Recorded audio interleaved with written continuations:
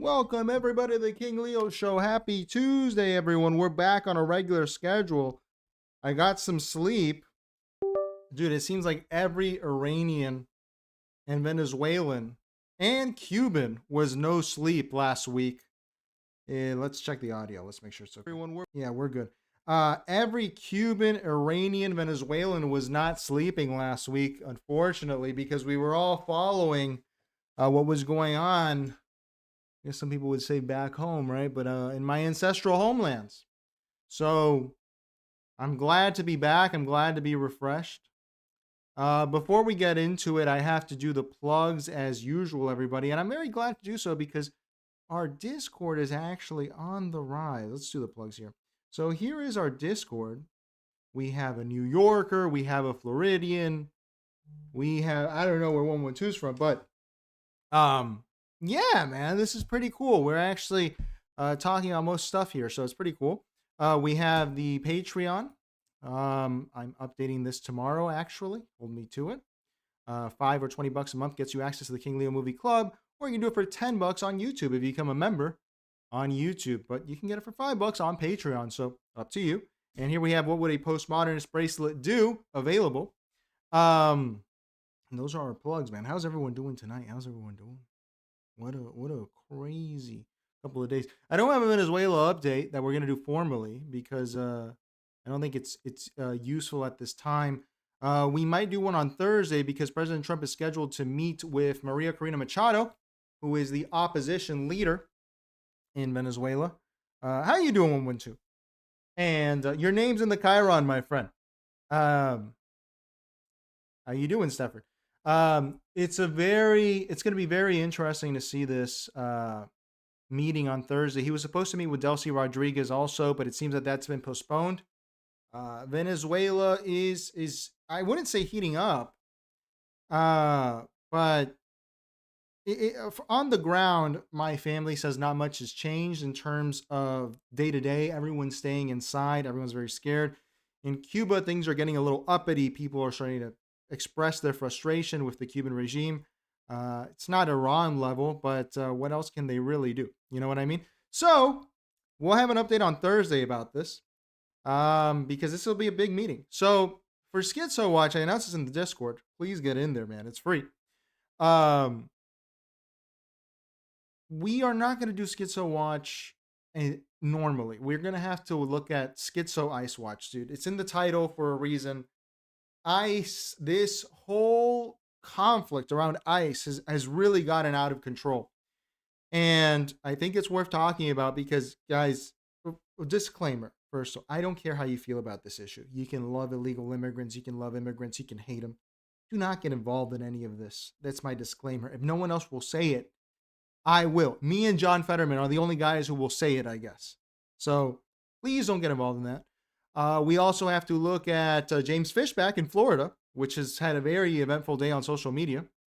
And finally, we're going to have to look at Nick Fuentes, who some people are accusing of being a neocon. What?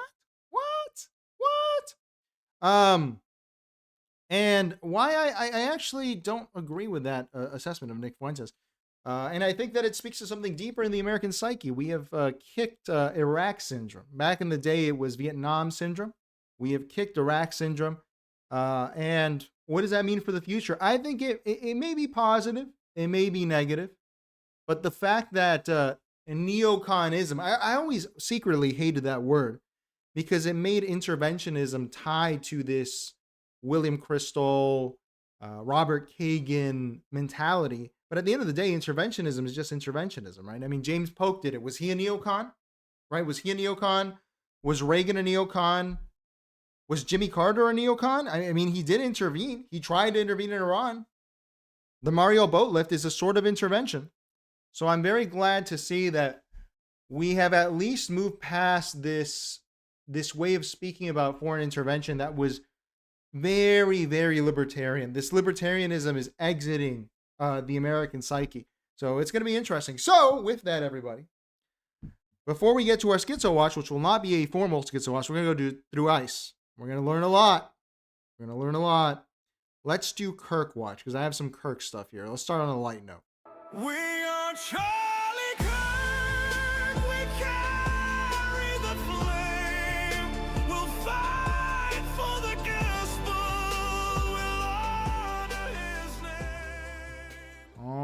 night, everybody. So we have to, Charlie Kirk lives. He lives. He's still with us. All right. Let's see here how, pray you get a death like, oh, by the way, before we begin, I know some people may not like him. Some people may have considered him a bit annoying. Some people may have considered him even a racist. Rest in peace, Scott Adams, man. I really liked Scott Adams. Scott Adams kind of changed my life in a lot of ways with his insights on hypnotism, the way to command crowds, rhetoric. And I may not have always agreed with the guy, but Scott Adams, he was a real guy, man. And a horrible way to go, prostate cancer, if you know anyone that's had that. And so despite any differences I had with the man, he really did improve my life. So, rest in peace, Scott Adams. I hope that it's okay.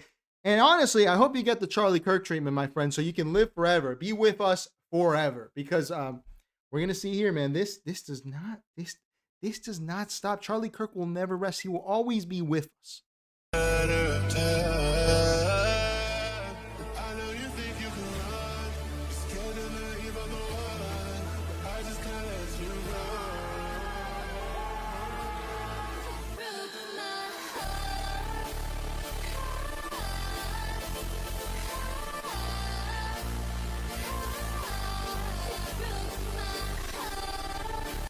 So while this may just be funny on the surface, I do think that there is something important about this, man, where since Charlie Kirk, I remember there were Epstein memes, but there wasn't really this Epstein character. Here we have Kirshner and Lula as well. But this Epstein character, as well as Diddy, and now we have Maduro, they have all been added to this AI cinematic universe, for lack of a better word. This is, I used to fear AI, right? I used to be a denier. Then I was a big fear guy. I used to fear it. But now I'm realizing we are just going to coexist with the damn thing. Okay. And this is further proof of the decline of Hollywood in the United States and its impact. People are out here making their own Marvel cinematic universes with people who are both dead and alive. And the reception is people find it very funny. People actually really like it. It's also, as I said, it's pretty cool to see people survive death through this. So I really think AI, man, well, this is funny, of course. It's showing us that you as an individual, never has it been easier. Martin Scorsese said, build your own industry. And he was wrong when he said it, but the message was correct. You don't have to depend on anyone anymore. People are out here making the Kirkverse with Nicolas Maduro and Jeffrey Epstein, and you're out here complaining about AI taking jobs. There are opportunities all around you, fellas and ladies. There's opportunities everywhere. Let's get another one. This is great, great stuff. How you doing, Mr. Elu? Let's see here again. I mean, this is Marvel level, but actually funny.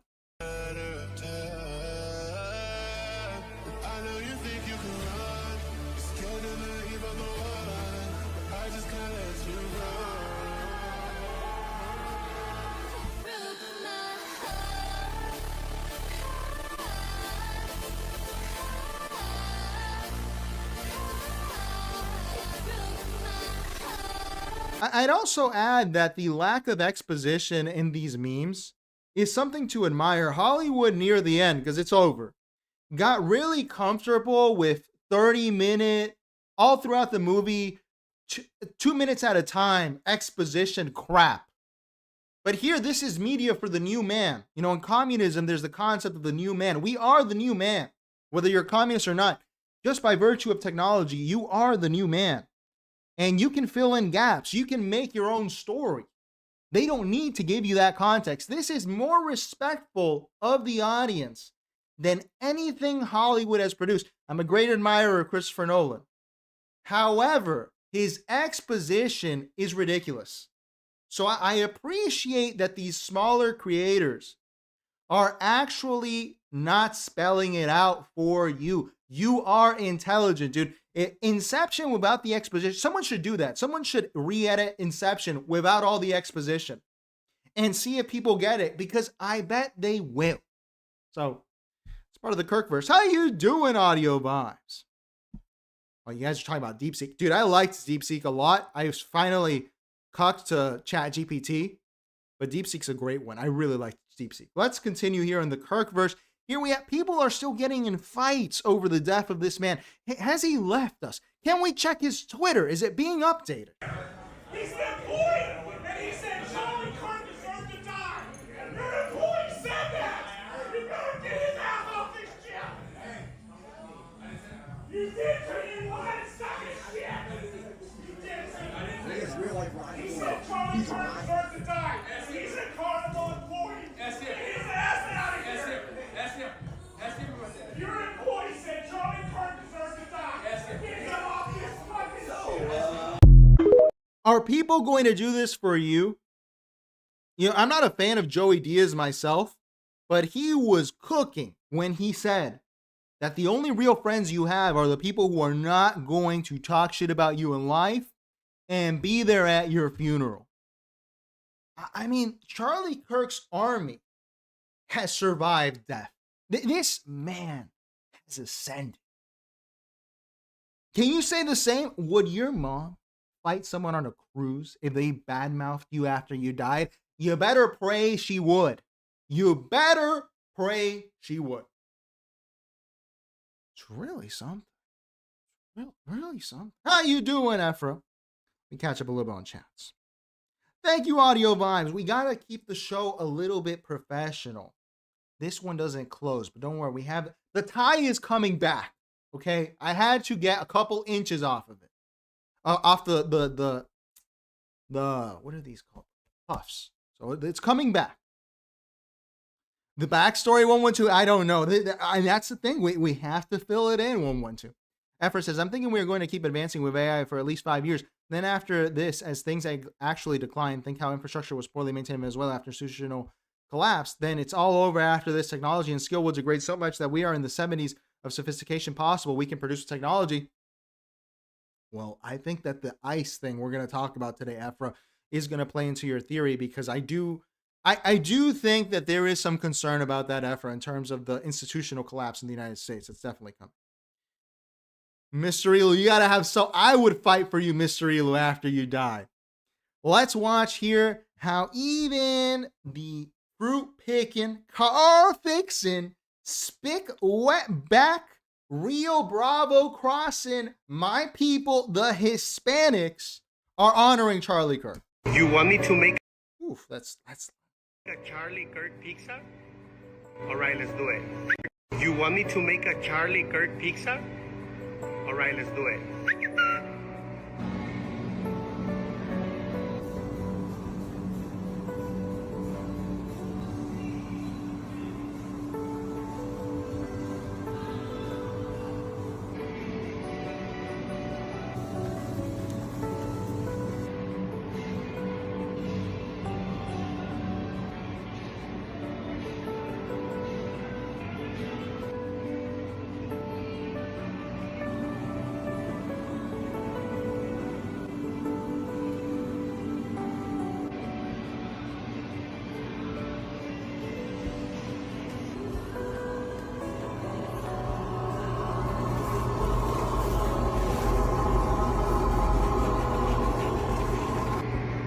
Did you say pizza for Charlie Kirk? Rest in peace, brother. A lot of strength for the family. God bless you. This country, dude. This is an insane asylum. This is hell. We live in hell. We live in the gutter. It's very endearing. I'm not going to shit on the guy. But we have here a Hispanic like myself making an Italian dish to honor an Anglo man. I mean, is this country nuts or is it nuts? And you know what's the funniest? If you've been to California, you know this. You know what the funniest thing about it? I bet that pizza is delicious. These Mexicans, man. I did not appreciate the Mexican people until I went to California. Because in Mexico, they're great. But I was like, what are these Mexicans doing in America? And guess what? The best prime rib I've ever had, made by a Mexican. The best tacos I've had in the U.S., made by a Mexican. The best pizza I had in the US, made by a Mexican. These Mexicans, man, they can cook. They can cook. So I bet this Charlie Kirk pizza is delicious. But this country is a lunatic asylum. Let's continue. What else we got for Kirk Watch? We got... Now let's save that, dude. We have so much to do. Let's watch here. This goes to the same theme. It's that this Kirk phenomenon has taken over the world. Okay? This phenomenon is in Hispanic culture, in Portuguese culture, in Anglo culture. It's everywhere. Let's see how the soccer fans are incorporating Charlie Kirk into their legacy. Are you like a Messi guy or are you like a Ronaldo guy? Probably. I mean, I'm not that big into soccer, but I think Messi's much better.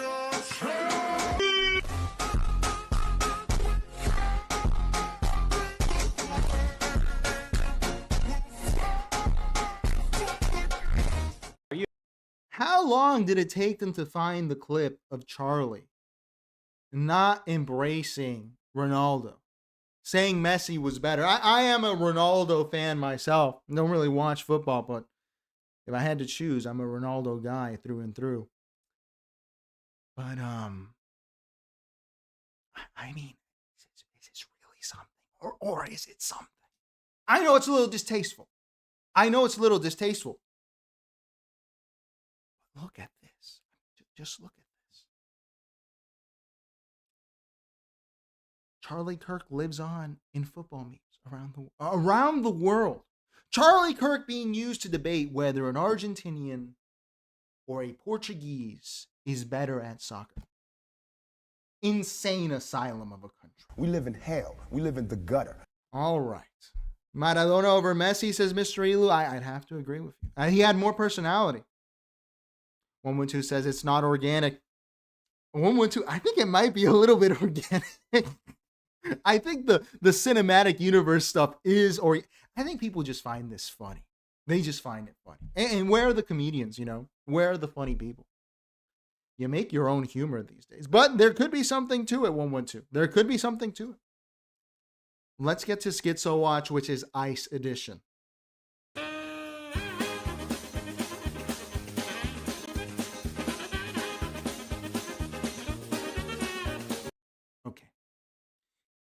So once again, I'm gonna give the disclosure. I don't care how you feel about ICE guys or immigration. You could love it, hate it. You can want to round up all the illegals and throw them in an incinerator. You can want to round up all the ICE agents and throw them in an incinerator. I don't care what you think. But I'm gonna say this, okay? Please do not get involved in any of these real-life schizophrenia machines that have claimed the lives of people like Renee Good, rest in peace, and I'm sure many others. I don't care how you feel about it, guys. It's not worth it. It's not worth it. So, now that that's out of the way, let's start here. I need to show you the mental breakdown of this country over ICE. Whether we agree or disagree with ICE, the effects, because we're doing analysis here, of ICE and ICE policies have driven the country mad. Before we get into it, let's watch this young Mexican man who we have seen earlier, who is probably one of the best postmodernists on this ICE question. Very, very funny young man making another video for the Hispanics out here. Send this to a heroic evil Mexican who works so much hours a day, but is also fucking dark and twisted, like me. Hey, buddy. I know you miss the freedom it was to not have a job, but just know, chingon, I respect your hustle. The Mexicans are on a roll, dude. They're on a roll. Mexicans are on a roll. All right. I think best here, to sum up my position, which I came to independently just because I don't like the schizophrenia in this country. I don't like it. I find it to be annoying. I think we should appeal here a bit to the Hoteps. I'm a big fan of the Hoteps. Uncle Hotep, one of the most sobering voices in this country. I know they get into the conspiracy stuff, But if you're not familiar with these gentlemen, dude, they are very, very good at calling trends, what we try to do on this show. It's a great show. And Uncle Hotep, who has a background in the military, gave the best summary of my views towards this whole ICE thing. Maybe we're a little less politics, but this idea that everyone is going nuts. So I think it's worth pointing out because these two gentlemen are Black Americans, you know, and Black Americans, as well as Hispanics that are not directly affected by ICE, seem to be, and I know some people will say, you're all affected by it. Okay, look, man, I carry my passport now, all right? I'm not fighting it. I'm not spending a day in a detention camp. I am not going to do it. I will carry my passport. Here you go, sir. I know this is an arepa face, but here's the passport. I'm an American. Please let me go. I'm not fighting with federal agents. I'm not going to do it. You can call me a pussy if you want. I am not going to fight with federal agents. All right. But these guys here who have a background in the way that Black people have had to deal with the police, with a lot of issues in this country, whether you may disagree. You may say the police are excellent. That's fine. You know, I'm not a big fan of the police myself. Great songs, but as an institution, you know, Roxanne. So here, this is a pretty sober perspective. Anyone that's not directly affected by this, I think, is coming at it with a position of everyone's going a little nutso. And so it's worth listening to other voices that have the same thing, the same or similar things to say. Both sides have lost the fucking plot. Like, why are we cheering that a woman lost her life in a federal agent shot? My thing is, if he didn't shoot that girl, would he be alive today? Yes. This case closed. People are so caught up in having their side win something.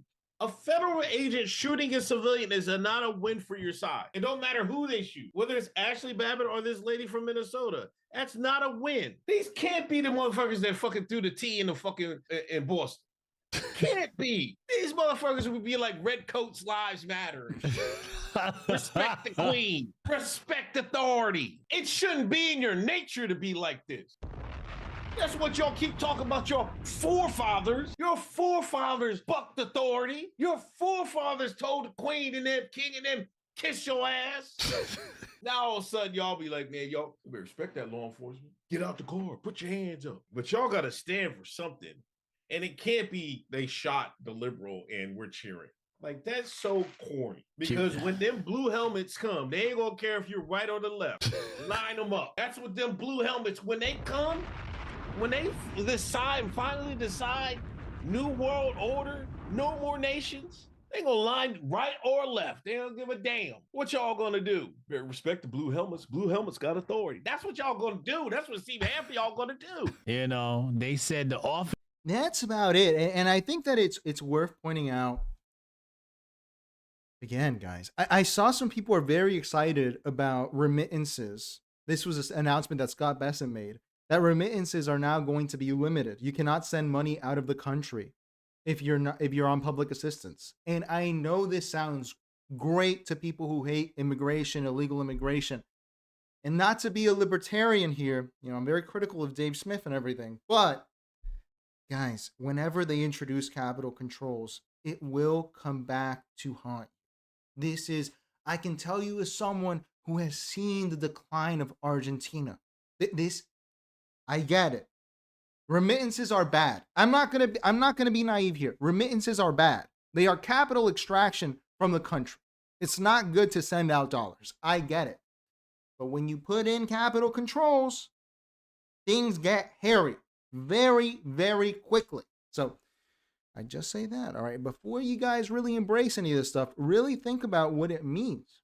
Okay? When you send money between friends, it's going to be a problem in the future because now they have the mechanism to do it. This is why I was against the suspicious activity report being being lowered to $600. If you remember that a few years ago. Let's move on.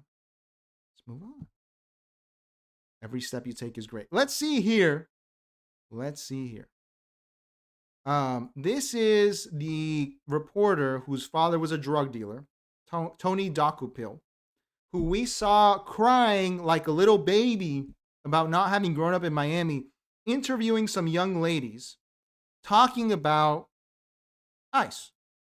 Okay, let's see what they had to say here. I talked to an ICE field office director in Dallas yesterday and asked them, why do you wear masks? Do you not feel like the masks feel un-American because of what you point out?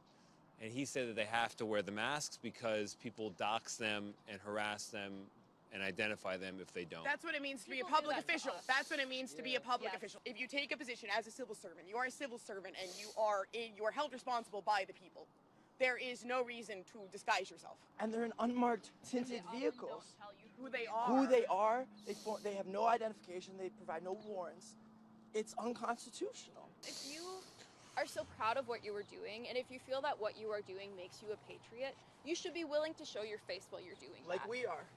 Yes, we are constantly doxxed and harassed by people, yet we continue to show our faces on the streets because we know that what we are doing is right, and we know that what we are doing is important and will ultimately make the change that needs to happen. Take me into the head. Okay, these young people, they look anxious. They look like they're not having a great time. And I share some of these concerns. I really do. I don't think that having masked police, I didn't realize what it actually meant till this ICE stuff started happening. Masked police is kind of scary, man. The FBI put out a warning that people are disguising themselves as ICE officers. Be careful with that. When you have police in masks, it's a little scary, okay? But look, what are you going to do about it by starting this little organization here? To me, it just seems like you're going to put yourself in danger. I'm sure these young people mean well. I'm sure they care about the Constitution. Liberals used to not care about that, but I'm sure they care about it now. Yourself. And they're in unmarked, tinted vehicles. Who they are. Who they are, they have no identification. Look, I get it. But what I want to focus on here is the anxiety that these people are feeling. This is not healthy for the country. The excuse that's being used to say that ICE agents should not have to reveal their identity because they'll get doxxed and harassed. And I can see that side to it. I really can. Even as someone who's not a huge fan of law enforcement, I understand. However, I feel like there has to be another solution, But none of these young people here are going to find that solution. They are only going to put themselves in danger. Am I being too both sides here? I'm just trying to analyze. I don't think these young people are going to. First of all, I don't think they're going to protect immigrants. I don't think these are going to have the effects that they think. I think they will actually put more people at risk just by virtue of being there. There's a counter argument. They're documenting stuff, so police should, in theory, behave more. However, guys, I don't know what the solution is. I'm not here for solutions. What I can tell you is that these young people are not feeling very good. All right, let's continue. This is not good for the mental health of young people. Let's see here. This man here is a comedian, I believe, and he's a hicklib. The reason this clip is important is because how you doing, People's Press? How you doing, Carson Wentz? I haven't seen you here before. We'll catch up with Chance after this guy. The reason I want to show you this clip here is because this is a big problem in the American mindset. Everyone thinks they live in a goddamn movie. Everyone thinks they live in a movie. Whether you're Kyle Rittenhouse or any of these ICE protesters, guys, movies are fake. Movies are not real. Becoming a martyr like, Luke Skywalker or Harry Potter is not real life. You see this attitude a lot in the US because people will say things like, what are you going to do? Shoot me? What are you going to do? Stab me? Maybe it's because I'm from Florida. You don't ask that question. You walk away. You avoid the conflict. So let me show you. I think this may be a reason that people are starting to act a little crazy because people think they're in a movie. It's crazy to me how divided we are on this issue. It's like half of y'all ain't ever seen Star Wars or a Disney movie. How do you not fucking know which side to root on. Look, let's go ahead and take a quiz. Which is more likely to be a domestic terrorist? The woman who's probably got 15 cats and writes poetry on the side and has a puppy dog in the back seat of her car and is just protesting watching families get ripped apart? Or is it the group of men driving an unmarked big-ass pickup truck wrapped in camouflage and body armor, wearing masks and carrying guns, running around screaming and threatening folks and pointing guns at people and killing people? Which to you seems like the obvious goddamn threat, you fucking ignorant? This is an unstable person. I'm going to go with the classic Hispanic response. No, you're crazy, dude. I don't want to be near you. This is, guys, if you are judging things based on your understanding of Star Wars, if you're judging real life based on that, go do that at the workplace. Why don't you walk into the office tomorrow and tell your boss that he's a Sith Lord and that you're part of the Rebel Alliance and see how they take it? This is an unhealthy way of looking at the world. I get it. I get it. Look, I said it months ago. I never liked ICE. And I'm not one of these guys that's coming in now and saying that I don't like ICE. I didn't like any of the post 9/11 programs. I didn't like any of them at all. I don't like Guantanamo. I don't like ICE. I don't like what's the Border Patrol checkpoints inside the United States. I don't like them as a civil libertarian, for lack of a better word. However, I never went, George Bush is Darth Maul, and I am Obi-Wan Kenobi, and I need to figure out how to defeat Darth Maul. You know why? Because I'm an adult. Because even as a kid, I knew this. That movies were not real life. A Disney movie is not a guide for real life. In real life, if you shoot a deer and they have a baby, the baby does not cry. The baby just exists. Okay? That's just the truth. This idea is not good. You should not look at the world through the frame of a movie. Let's continue. Because this isn't just the left that I'm shitting on, but we're going to start with the left, okay? We're starting here. Let's see here. We have here a well-intentioned, I assume all these people have the best intentions, right and left. Hey, Titi me preguntó si tengo muchas novias.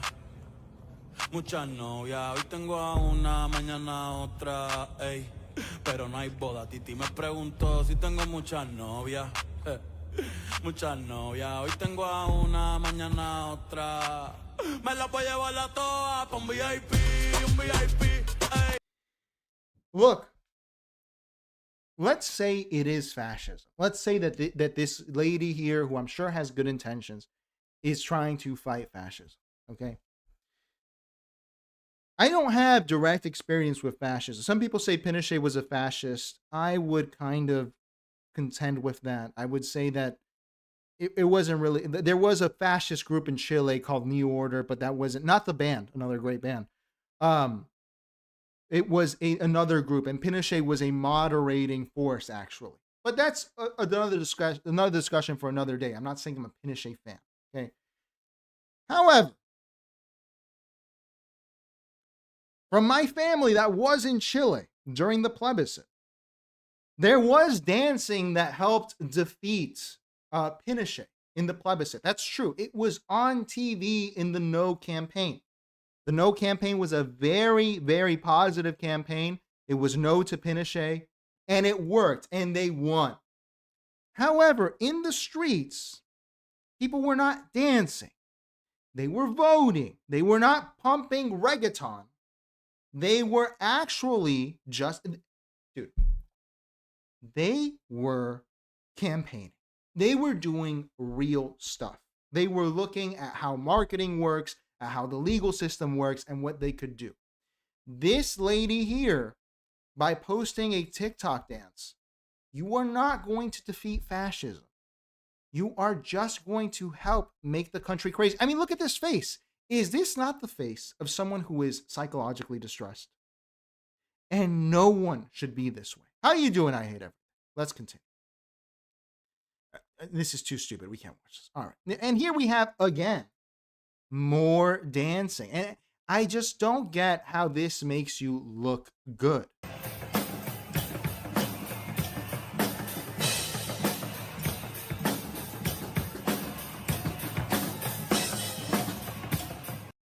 I look at this and I see a lunatic asylum. I see crazy people. I don't see anti-fascist warriors. I just see crazy people. If you want to have a block party, make it a block party. Why? What does this have to do with ICE? What does it have to do with ICE? This is insanity. This is not a good look. I Hate Everything points out, where's fascism? I don't see it.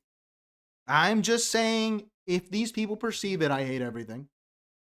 I myself don't really see I see some parallels, sure, maybe, with some authoritarian tendencies, maybe even some totalitarian tendencies, maybe, in the Trump administration. However, people don't really, they throw this word around and they don't really know what it means, okay? And look, papers, please, man. I'm walking around with my passport, all right? I probably won't get stopped in South Florida, but just in case. That has a bit of a fascistic tinge to it, right? I don't see it, but if you see it, I get it. Just how is doing a little band dancing around in Pikachu costumes going to help you stop it? Let's go through this story here, because this is a situation I think a lot of Hispanics are finding themselves in. Let's see here. My name is George Paredes. I was born and raised in Ventura, California. My name is George Paredes. I was born and raised in Ventura, California. On July 10th, I was on my way to work, and when I arrived on the street that day, there was protesters. I encounter a line of ICE agents lined up across the road. I put my car in park. I'm a good distance away. I get out and I stand beside my car and I yell to the officers, I'm a U.S. citizen. I'm just trying to get to work. I'm not here to protest. They just immediately got hostile, telling me to pull over to the side, telling me to get back into my car. As I'm getting into my car, the agents surround my car, pulling on the door handles, banging on the windows, telling me to get out. Following that, they throw tear gas behind my car. I'm just there, coughing, my eyes watery, can't breathe.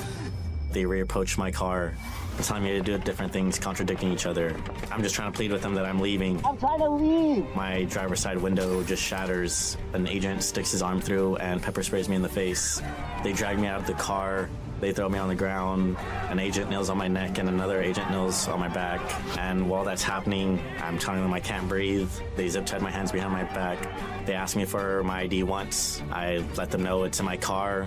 Had they just looked at my ID, they would have seen that I'm a U.S. citizen, that I'm a veteran.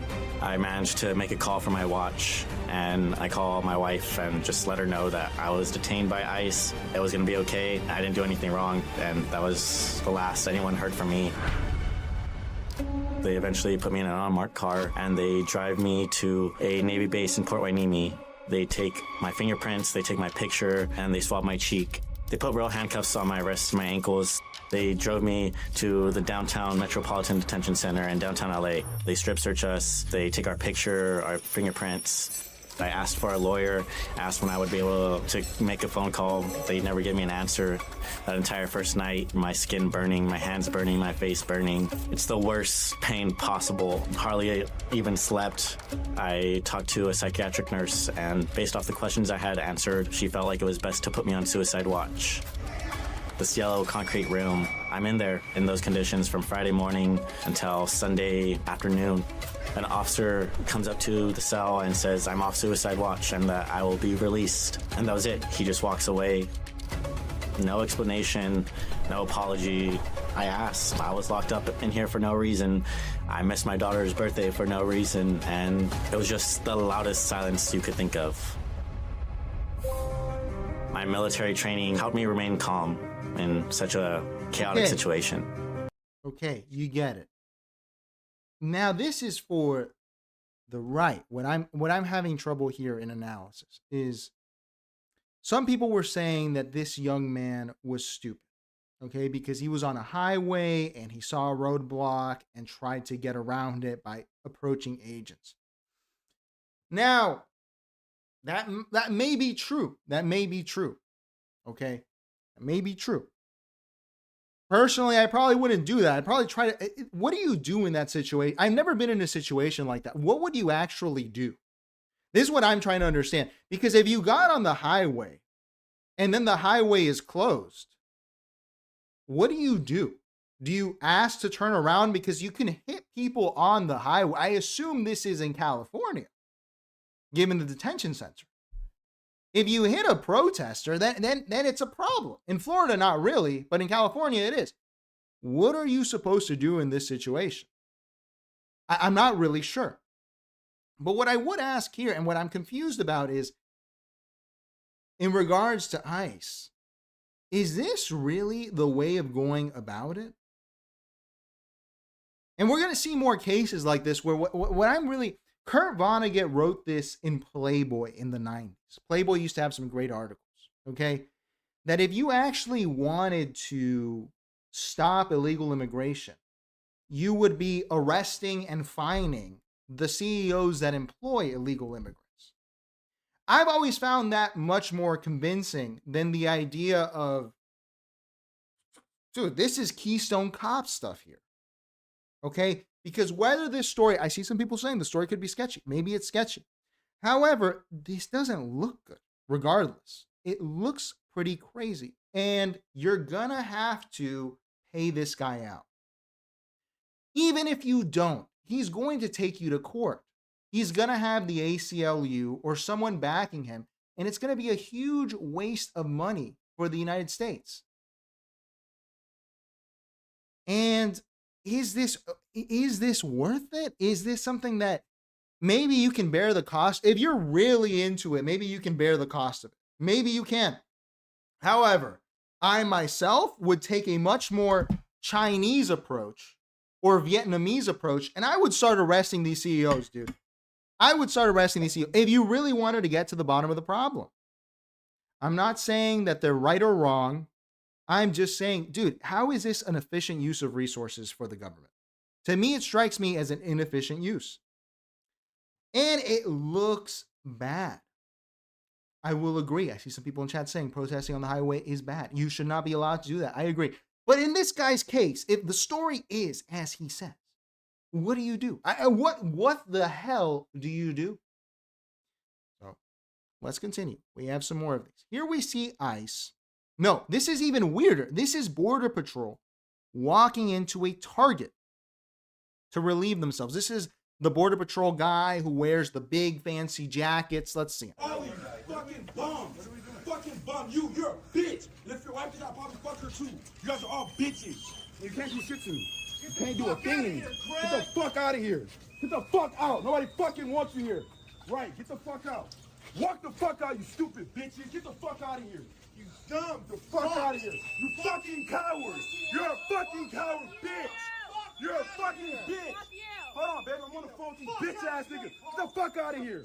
Get the fuck out of here, you stupid bitches. You're a fucking coward piece of shit. Now, look, I don't believe in antagonizing these people.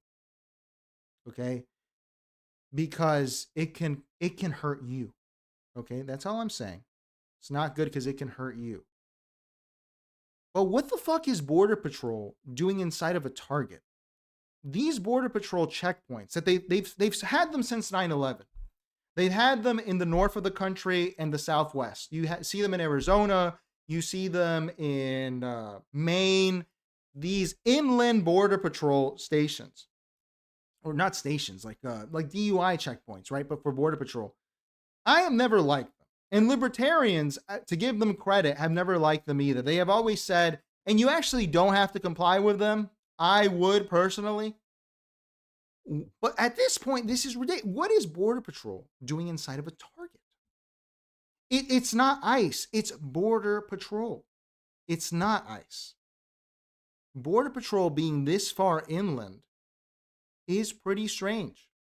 Now, some might say, oh, they have needs. Maybe they have to go to the bathroom. Maybe they have to buy some stuff. Okay. But pulling up with the whole goon squad, you know, here, like this, your border patrol. There are plenty of things to do at the actual border. If you've been to Canada through the border, they really screen you when you're going in. Why is border patrol should be at the border, right? In my opinion, maybe I'm wrong. I had a friend in CBP. He was working in South Carolina, and he never went to a target. You know, they were on a base. So I don't really understand both sides here. I understand why you would want to antagonize these guys if you're on the left. Why are they stopping at a target? And why are people antagonizing them? It's just insanity. Insanity on every side. Now, what happened here at this same target is that this young man, and this was taken out of context, okay? So let's give it the proper context, started to antagonize them, this young target worker, which dude, I don't know. This goes to people's decline in mental health. What is going on here? You work at Target. Why are you antagonizing Border Patrol? You should just be working at Target. And he went on to swing at Border Patrol. Fuck you, or what? Fuck you. Look at that. Look. Okay, so he swung at him. Okay, he swung at him. Let's not be ridiculous here. You shouldn't do this. This is what. Do not do this. Please don't do this. Please don't swing at cops. Do not swing at cops. It's not going to end well for you. Do not swing at the cops. This isn't harsh times. This is not a good thing to do. Do not swing at the cops. For anyone that needed to hear that, don't swing at the cops. Look, they're grabbing him. Now they have to restrain you, obviously, right? Because you swung at the cops. Now, what happened is that this gets taken out of context. This is, again, why I'm saying that this, for the state, it just seems to be inefficient for Border Patrol to go at target if they're going to get antagonized, and then their reaction is this. What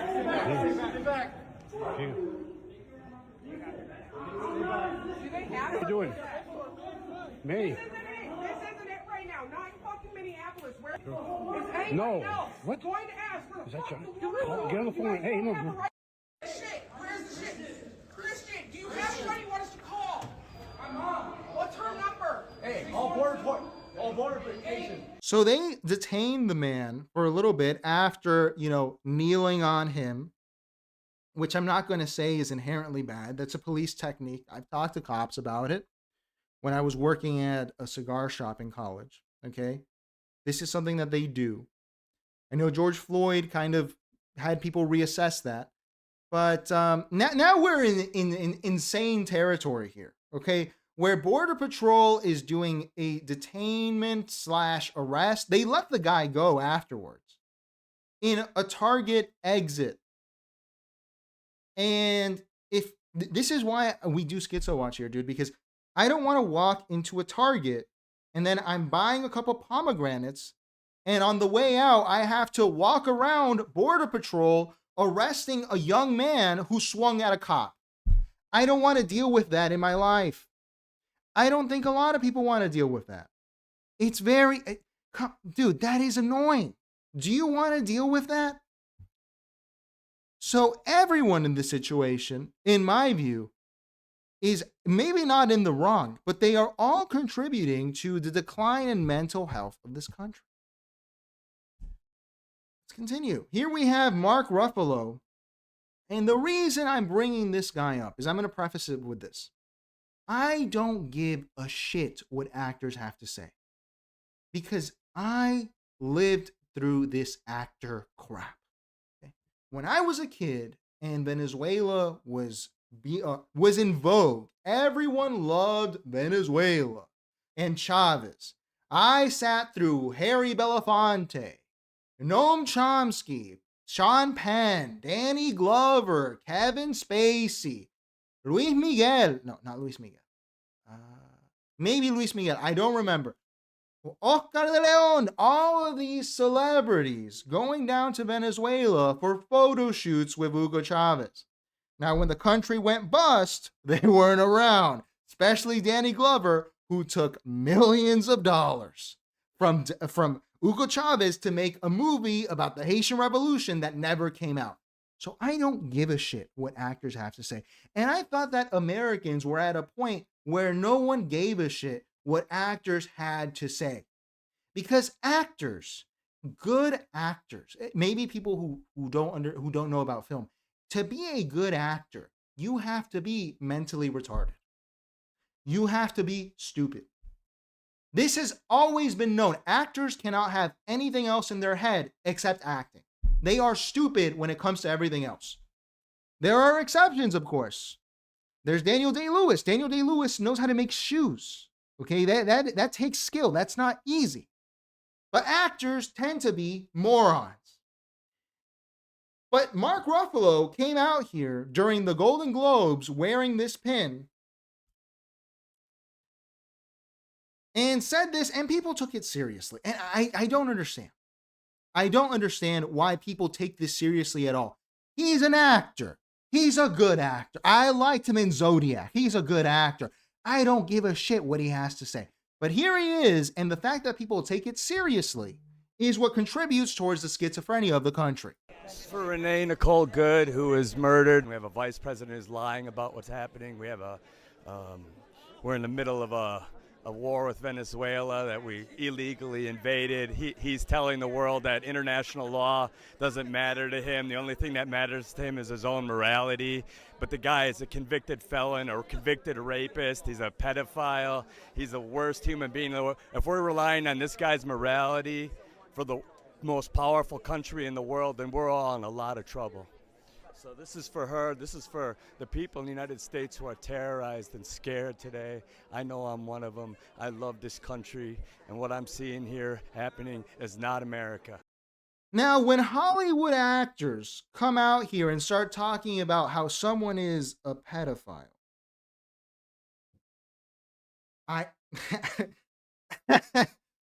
okay, I'm not going to go into conspiracy nonsense. I'm just going to go by the public track record, okay? I don't know if he signed the Woody Allen or the Roman Polanski letters. I'm not going to get into that. However, it's very rich, okay? I don't care what Mark Ruffalo has to say. I don't care. And neither should you. You should enjoy him on the silver screen. You should enjoy him in a movie theater.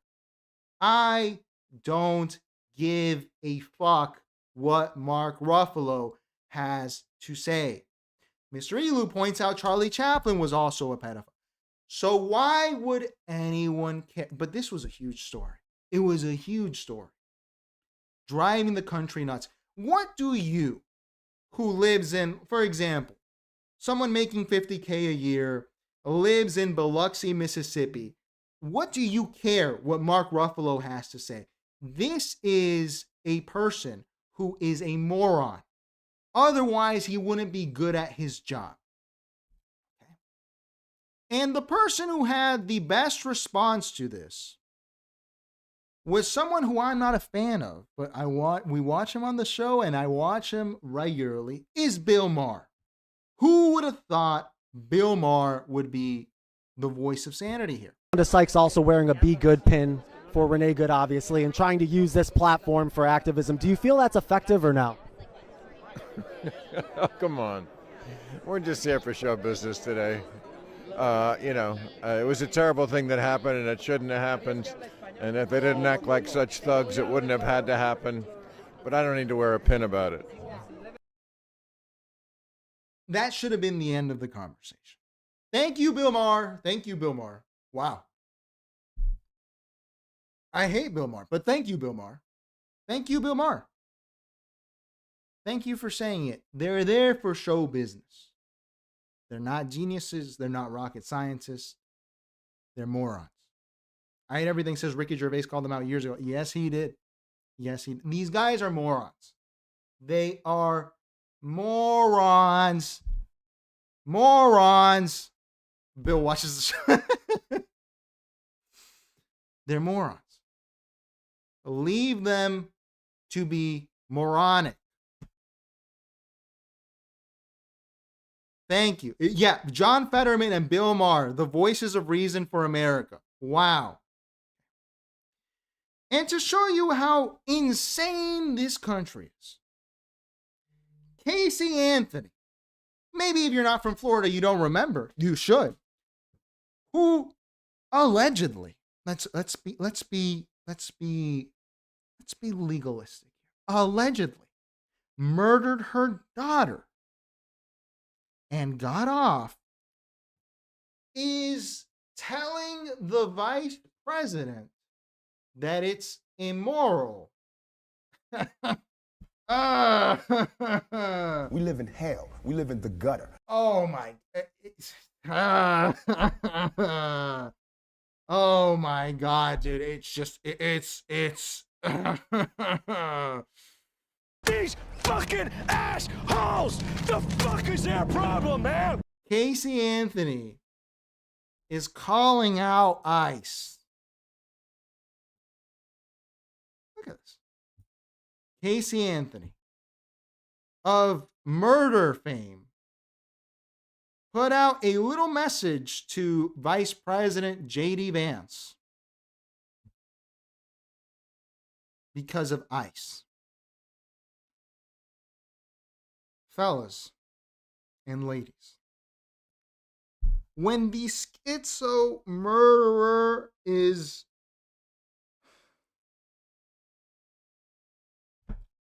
I mean, what do I even have to say anything? When the schizo murderer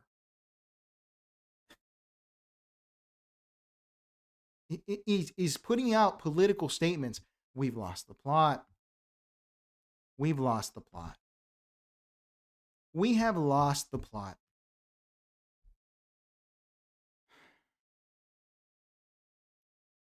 Let's get over here to show more right-wing stupidity now, because this is both sides going nuts. What are the right-wingers, conservatives doing? Are they staying quiet? Are they saying, hey, I approve of this, I'm not going to provoke people? Let's see what happens here. Let's go, ICE! Let's go, ICE! God bless Trump!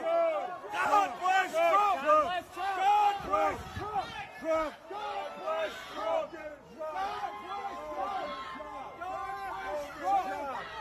Yeah, fuck you! Ride your bike, you fucking fag! Go get a job! Yeah! Now look, you don't steal people's glasses. You don't do it. It's theft and it's wrong. I don't care what the guy says. You don't know if he needs these glasses. And you'll find out in this video that he might actually need them. You don't do this. I've always hated this kind of stuff, dude. This chain snatching culture. This is stupid. However, I get my glasses swiped. You know, I buy blue blockers. I won't gatekeep that. I buy blue blockers because I think the price is very reasonable and the protection is very good. You swipe my blue blockers, I'm not chasing after you. I'm not going to do it because I'd rather buy another pair than chase after you. Okay? But let's see what this man does. You've already lost. You can afford another pair of glasses. You can afford them.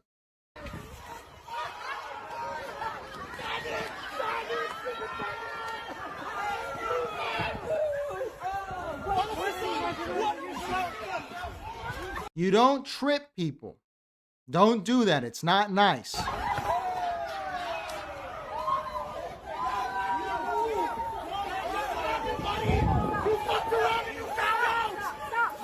At this point, you're bleeding. What do? I would personally stop chasing for my glasses because I might need to go to the hospital.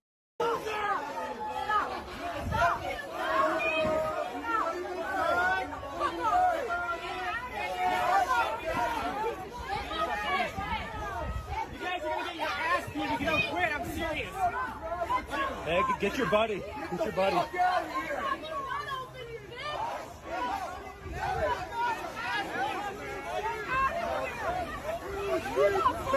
man. You ran into me. What the fuck? Don't touch me.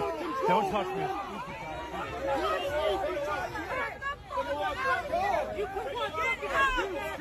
Trip his ass. Trip his ass. Fuck you.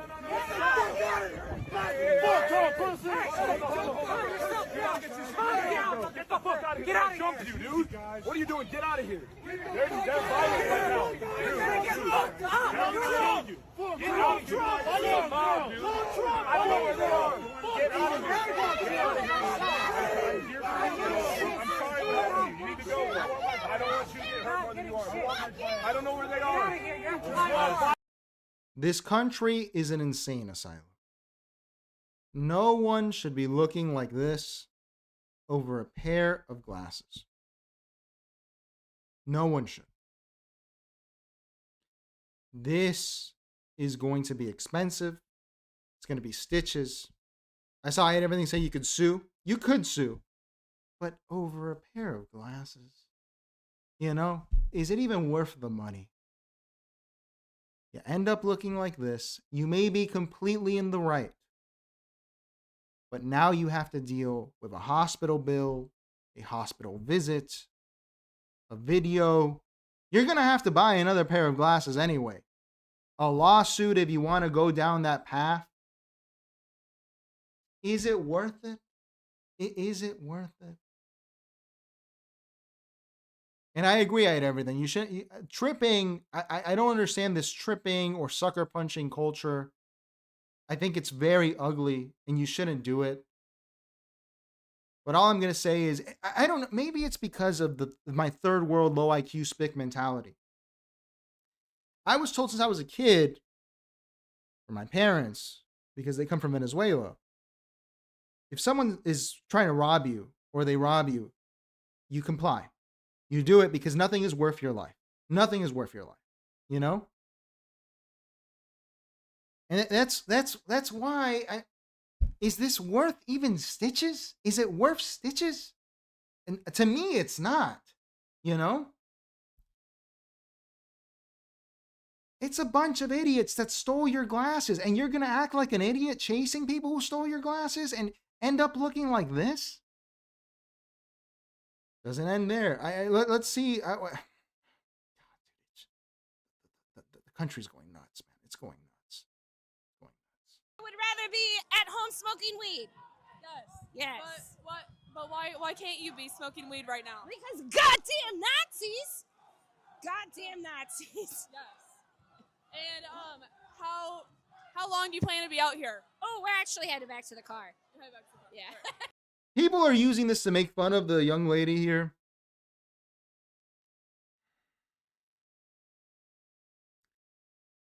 The weed is not making this stuff better. Pajarito Lindo's pretty good on this, dude. The weed is not helping people out. The weed is, this Monsanto crap that people are smoking is not good for you. It's not good for you. This is making people nuts. I should be at home smoking weed and cleaning my house, but fucking Nazis had to ruin my goddamn weekend. Goddamn Nazis. No, dude. You should be home on working out, painting a painting, coding, enjoying a nice film. This weed stuff, it's just not good. Let's continue. What the fuck did you... No! No! Shame! Shame! Oh my fucking god! What the fuck? What the fuck? You just fucking... What the fuck did you do? This is insanity. This is not going to help Renee Good. She is resting in peace.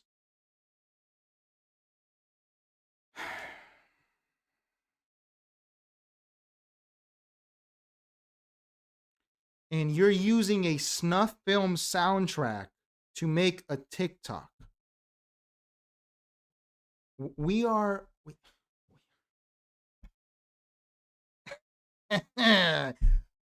Oh boy, dude. Oh boy.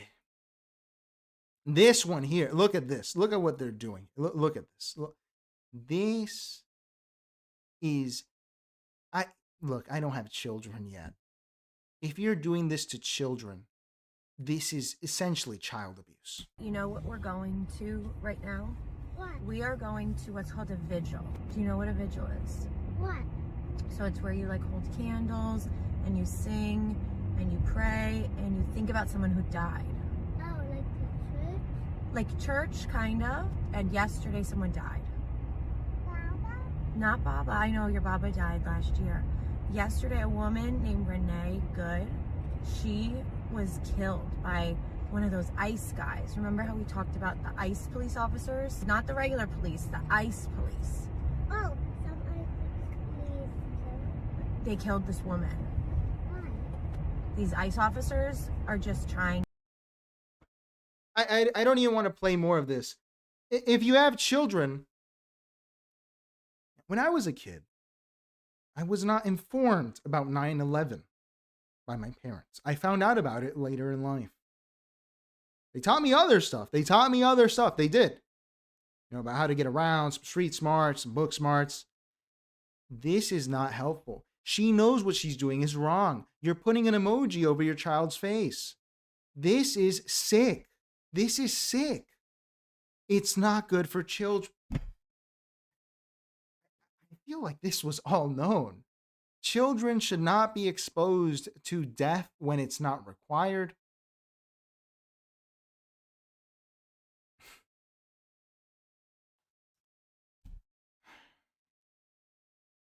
Now, again, we're going to go to the right wing here.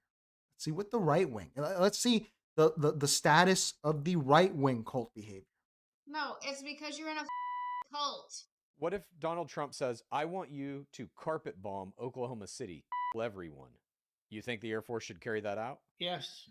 There might be a reason we don't know. This is insane. You cannot be this stupid. Jesus Christ. Oh my. This podcast was going well until that. You just said it's cool. We levels Oklahoma. You're like, yeah, it. There must be a reason. Like, you literally can't be that dumb. You know what the problem is? Mom and I don't believe he'll ever blow up Oklahoma because we're on his side and so's the whole state. No, it's because you're in a cult. You guys are worried and afraid because you live in a state.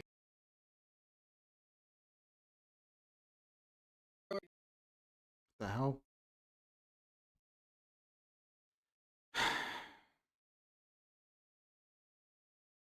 Sorry, guys. Twitter is just... No, it's because you're in a cult. You guys are worried and afraid because you live in a state. I guess maybe they took the tweet down. Why are you interviewing your parents who are clearly disturbed enough to think that Donald Trump should be able to bomb Oklahoma? But he wouldn't. Because he's Donald Trump. Why are you antagonizing your parents? Why are your parents like this? Why are you like... Where it might happen. Okay, let's theoretically say that does happen. Let's say Trump sends in the Marines to Los Angeles, California, and let's say I'm out going to see a movie on a weekend, and he says, go into that shopping mall. Under a truck. Quiet piggy. He says, go into that shopping mall and kill everyone you see. And let's say I get gunned down by the Marines for just being at a mall. Okay, number one, All four. let's just take Okay, it Dad, one step wait a minute, further. Mom, wait 1 second. Wait 1 second. Dad wait, just, wait. hang on, Mom. Dad, you just said you are for Donald Trump murdering me for no reason, and you would support that. If he walks into a mall to people with military, There has to be a reason. there's a reason. And I'm all for it. And the people in Los Angeles, California are as deserving of execution as the assholes in New York City. You're all communists. Okay, so I hate everything who's in New York. You are deserving of execution because you're a communist. Brother.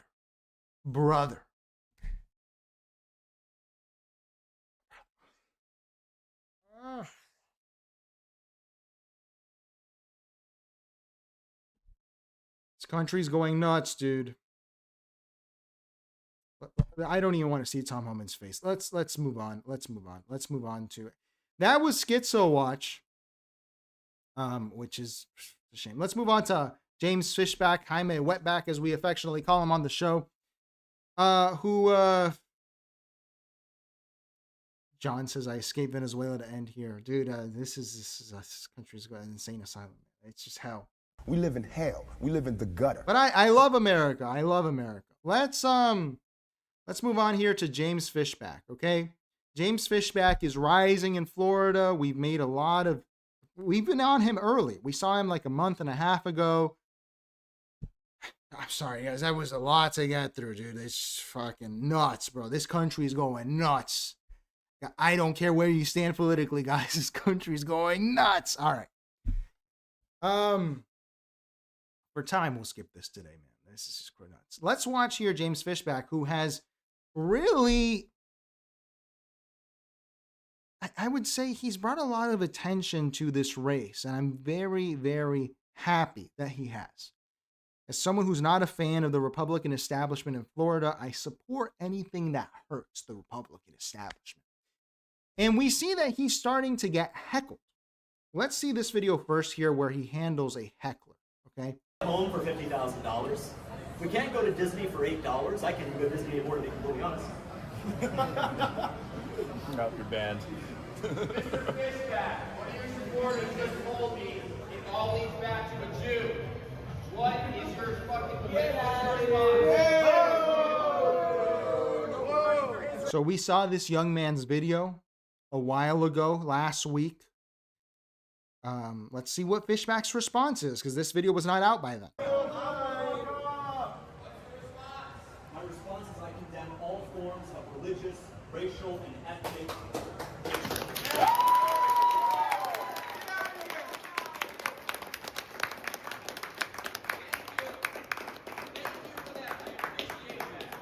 All right, You know, there you go. here's the issue. In 2020, they played this game with us. They literally walked around Washington, D.C., they walked around New York, and there were people having dinner. And they said, say those words, Black Lives Matter right now, or you're a racist. And then if we said, okay, if we said all lives matter, they said, wow, you're really racist now. And so when somebody wants me to select... So pretty good heckler response. As I said at the time when we watched this young man's video about how there was an anti-Semite, an alleged anti-Semite. I'm not going to use words that I don't know the young man he accused and know if he's anti-Semitic. I don't know. Okay? I don't know. Good response. Good response. Now let's see here, because more hecklers have shown up to James Fishback. And guys, again, as someone who's analyzing here,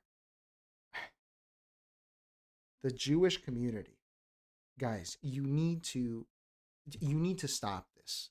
Okay, I'm not telling you what to. I'm not Jewish. I can't tell you what to do. I can't tell you, but I can tell you that this is ineffective. It's ineffective propaganda, and I use that term denotationally. Denotationally.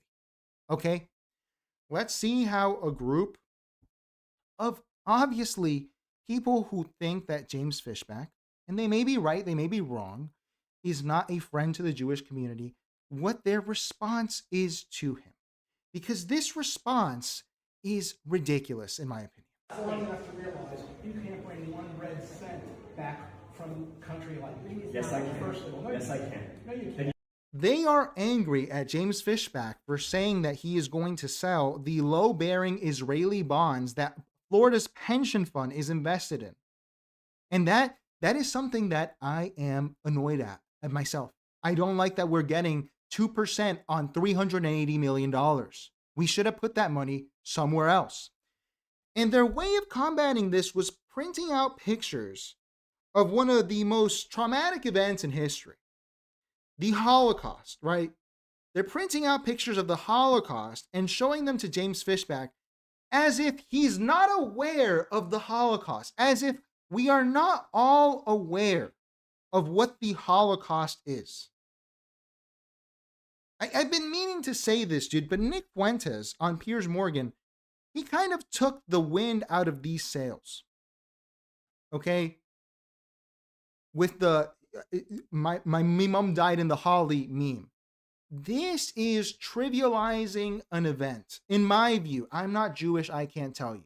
But I can tell you this, when people put pictures of Venezuelans eating garbage in Caracas, I don't like it. I find it to be distasteful.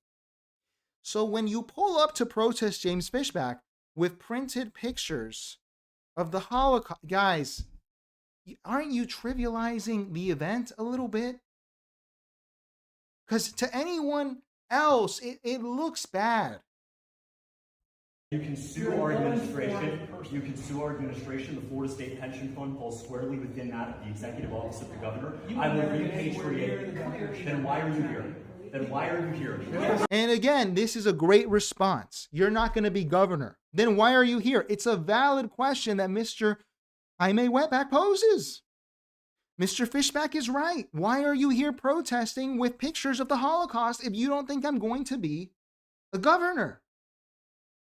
If I don't pose a threat, Find a new career. I don't hate. Hold on 1 second. When good people 3 pictures of the Holocaust. are silent, evil like you persist. It's amazing that I'm called evil. I have done nothing but praise you and recognize your inherent First Amendment rights to be here. You didn't praise us. Absolutely. I said that I'm proud of each and every one. Disgrace to humanity, a pig, an asshole, a vile human being. So I'll just say it. You look insane.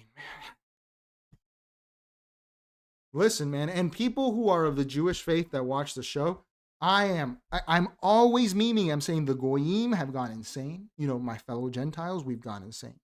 We just did an hour on people going insane in this country over ICE, Gentiles mostly. But fellows, what's going on over here? All the propaganda we've seen here, whether it be Olivia Reingold or Barry Weiss or any of these other notable Jewish voices, someone who is the HJIC. Who is it? Who is it? Who? There are some HLICs, had Latinos in charge. There are some. There are some. Marco Rubio is the HLIC. That's why this show has been on time ever since he has ascended. Because this Latino is setting the standards for us. That's why we're wearing a suit, okay? Because we have to be better. Where is the head Jewish person in charge to say, hey, Michael Rappaport, take a back seat? You are making us look ridiculous out there. Where is that person? Where is it? Where is this person? I've asked Mr. Elo, where is the HIIC, the head Indian in charge? Where is he to get Vivek to shut up? Where is he? Every community has to have an H something IC in charge. Every single one. And the Jewish community has been looking, the only Jewish person who has consistently done something that is not ridiculous, even if you hate it, is Benjamin Netanyahu. It's Benjamin Netanyahu. He plays his role as a heel. He's a guy who loves the hate. He's there to take hate. We saw him at the UN. It was pretty funny. He was a very funny guy. But these people here, Benjamin Netanyahu is doing stand-up routines to get out of corruption charges. And you are printing pictures of the Holocaust to fight James Fishback. You are not the same. The HJIC needs to lay down the law. I like Jewish people. I like them. I have Jewish friends. They don't act like this. They don't print pictures of the Holocaust and go, hey, Leo, look at the Holocaust. They don't do that because that's crazy. Let's move on. This was very funny. People are saying this is racist, okay? Mr. Fishback, they posted this. He's mogging Byron Donalds with his beautiful wife. This is Byron Donalds with his beautiful wife. I won't comment, okay? Get into Discord. We commented on this in the Discord. And he quote tweeted this and said, let's make this big so you can see. Byron wants to turn Florida into a Section 8 ghetto.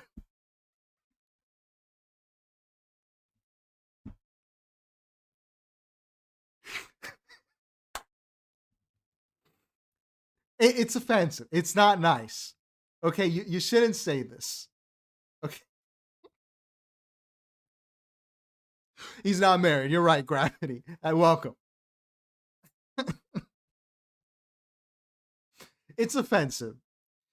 But Byron Donalds, as has been pointed out by Mr. Fishback, is not black. He is Belizean.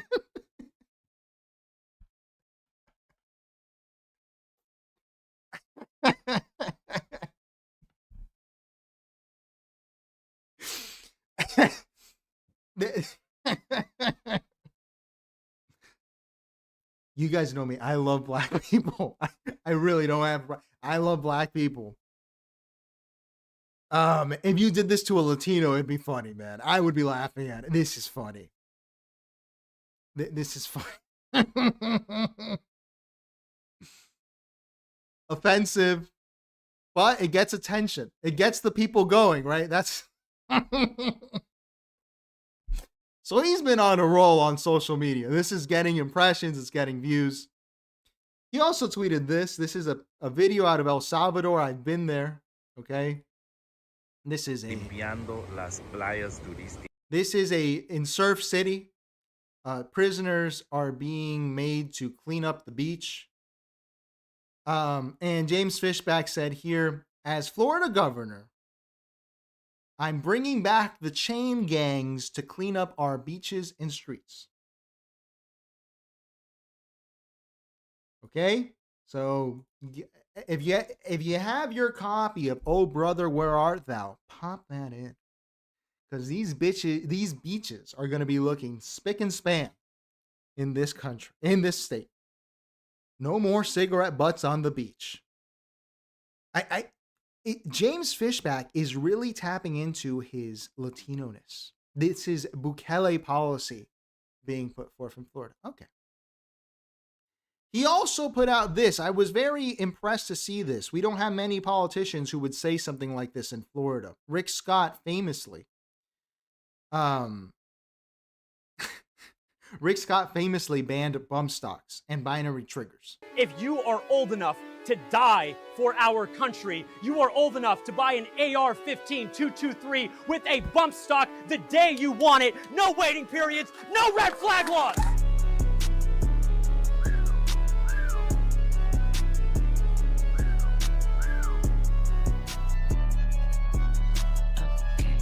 This is a wide open field on this issue. I know we skew left, right? At this point, I don't know what we skew. We have Groypers in here. We have lefties in here. I love everybody here. But I will let one of my opinions seep through here. Guys, I'm a huge 2A guy, dude. I love it. I love it. I know some people disagree. And I hope we can still be friends. But guys, I'm from Florida. I love it. I'm sorry. I love it. Okay? So when I see a candidate, this was money on the table for any candidate to say. The Rick Scott reforms were not popular. 21 to buy a rifle? That's ridiculous. The handgun one was annoying enough. But this is very, very intelligent. No other candidate has had the stones to talk about this, except for Anthony Sabatini when he was a state congressman. Let's watch again. If you are old enough to die for our country, you are old enough to buy an AR-15 223 with a bump stock the day you want it. No waiting periods, no red flag laws. And I get it. A lot of people who skew liberal, which is fine, will say, oh, what about these waiting periods, guys? As someone from Florida, these waiting periods are so fucking annoying, man. I'm not a gangbanger. I want this Glock in order to defend myself. I don't want it to go do anything crazy. This is something that is very... Florida is in a weird state where if you have a concealed carry, which is not required, you don't have a waiting period, but it costs you like $100. And I don't want to pay that. So this was wide open, and Fishback was so smart to take it. Iron Hammer Forge says, dude, how you doing? As I said at the beginning, rest in peace, Scott Adams. Money on the table, one of Scott Adams' favorite idioms. Absolutely. This is actually perfect to cover on Scott Adams Day. Really rest in peace, guys. I really did like Scott Adams. I know some of you may not, but I really liked him a lot. Here we have Nick Fuentes, who was asked about him on his first show back from the break. And this is a very clever jujitsu move he's pulling. Let's see what he had to say. To grow percent $25. Love the show and I love the message of taking your own side with America first. Been an avid viewer since October. Should have been sooner. Any thoughts on Fishback and Tucker interview, or are you still gathering intel before commenting? You know, I really like what I've seen from Fishback. I have to say I'm a bit conflicted still for a few reasons. I don't want to hurt him. That's kind of my first thing, is I don't want to speak out of turn and hurt a politician by association if they're an ally. And the other thing is I didn't vet him myself. But you know what? He seems really smart. I was really impressed with him on Tucker. Very impressed. And I hadn't, I've seen some stuff from him, but his social media is very impressive. His TikTok, his Instagram, I see him everywhere. Very well spoken, very sharp. Funny too. He said Byron Donalds wants to turn Florida into a Section 8 ghetto. That's hilarious, actually. And the way, I love how matter-of-factly Byron Donalds wants to turn Florida into Section 8 ghetto. It's so good. So, you know what? I'm pretty impressed with him. I like him, I think. But I got to see. We got to see how the race plays out. But I think he's very impressive and seems like a stand-up guy. Very smart. I think that if we are going to test these opinions, as I've said, guys, I knew Zoran was going to win. We started covering him early. Okay? From just analyzing the guy, I don't know if Fishback can win. It's a much more different race. But he is the antithesis to Zoran. And if it's a politics of Fishback or Fuentes versus Zoran for the future of this country, at least we're going somewhere. At least it's interesting. So it's cool to see that Nick Fuentes is taking a relaxed approach. He's not coming in to endorse, because it would actually be a great test in the state of Florida to see if these ideas hold. If Zoran can damage the Democratic Party in New York and Fishback can damage the Republican Party in Florida, it is the beginning of that which is falling must be pushed in this country. And it is about damn time. So I'm very glad to see this approach from Mr. Fuentes, who we'll get back to in a bit later. Okay? Now, here we have Fishback saying something that I really enjoyed, which is that he's going to put in a tax for OnlyFans creators. Now, most of you, especially the Groiper types that we have attracted to the channel, might hate OnlyFans on the basis of OnlyFans is degenerate, it's sick, it's bad. So, how you doing, Full Hat? We missed you here, buddy. We missed you, my friend. Everyone's been asking about you and Arya. How you doing, buddy? Hell yes. You will see me not on the 1st, but on the 10th flight back to Margarita Island. So let's get back to it. I'm glad to see you back, sir. Most people hate OnlyFans that are on the right because it's degenerate, because it's gross. I hate OnlyFans because these OnlyFans girls have priced people out of Brickle. Because Brickle is now a humiliation ritual to walk through. Because it's tech weirdos who are all dressed in a stupid uniform with these little backpacks and stupid little pants, J. Crew crap, and OnlyFans models in black athleisure walking around these pit bulls that they clearly can't handle, that they have not doxed their ears and tails, so the pit bulls look like bitches. You may be against doxing pit bulls. That's fine. However, I will say these bitch-ass looking pit bulls piss me off. A pit bull is traditionally owned by a Latino gangbanger, in my experience. And now it's these stupid OnlyFans girls who drive up real estate prices. So I'm very glad to see Fish money on the table again. People in Miami are fed up of the transplants, and a lot of them are OnlyFans creators. So let's see.